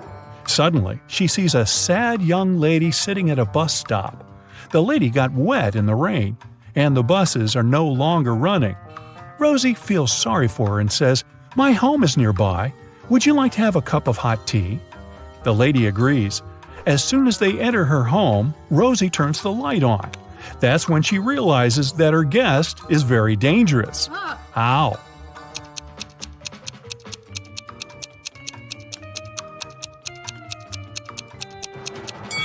The lady's legs are covered with wolf hair. Take a look at the sky. It's a full moon. She will soon turn into a werewolf. Rosie arrives at work, so we can assume she survived the night. Unfortunately, someone locks her in the underground parking. She wanders around for a while and finds 3 ways out, but only one path is safe. Hungry tigers are hiding behind the first door. It's impossible to get through. The second door is guided by a virtual voice assistant reprogrammed to hate people. It threatens to destroy anyone who enters this door. And the third passage is filled with toxic gas that makes all mammals pass out immediately. Which door should Rosie choose?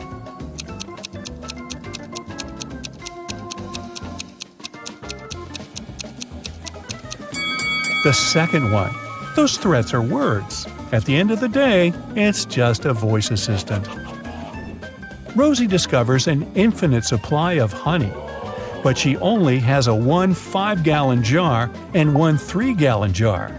She needs to measure out exactly 4 gallons of honey, taking as few steps as possible. Can you help her out?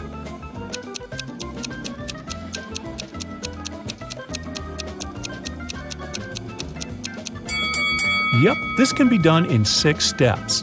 1. Fill the 5-gallon jar fully. 2. Now pour the honey from the 5-gallon jar into the 3-gallon jar. After that, you still have 2 gallons of honey in the bigger jar. 3. Now empty the 3-gallon jar. 4. Transfer the 2 gallons of honey into the 3-gallon jar.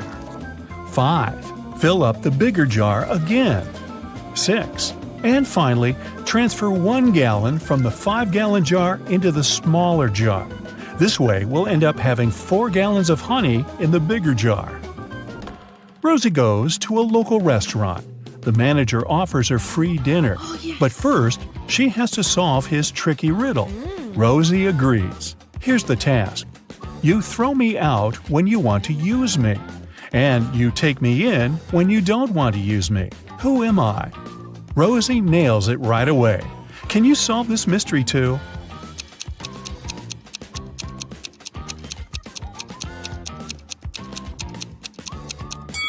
The correct answer is an anchor.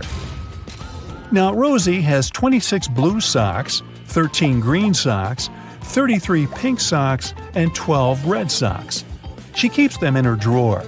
How many socks would she have to pull out in the dark to make sure she had a matching pair?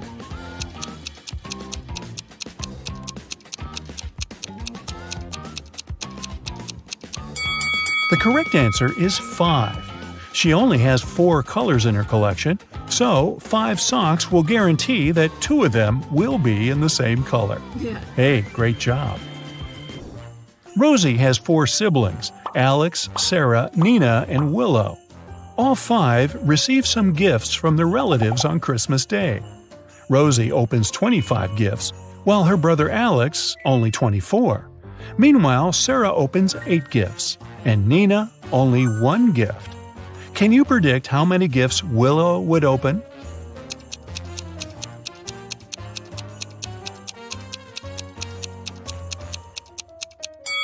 The last name in Rosie's name is Y.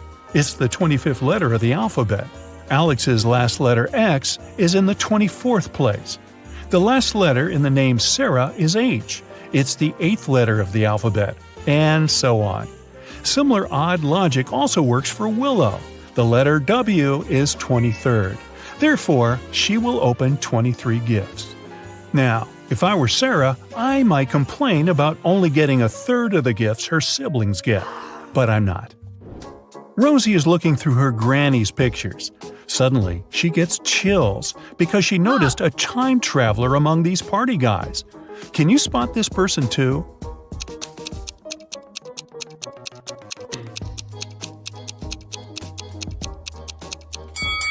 This picture is from the 70s, but this guy on the left has a modern cell phone in his pocket. He's definitely not from this era.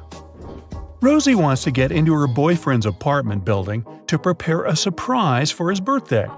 Unfortunately, she has forgotten the 5-digit code, but she still remembers these 5 clues.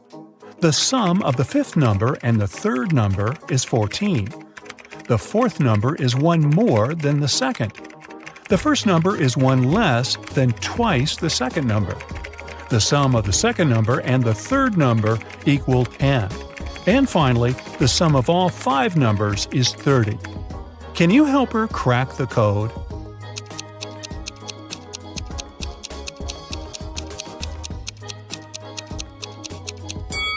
The correct code is 74658.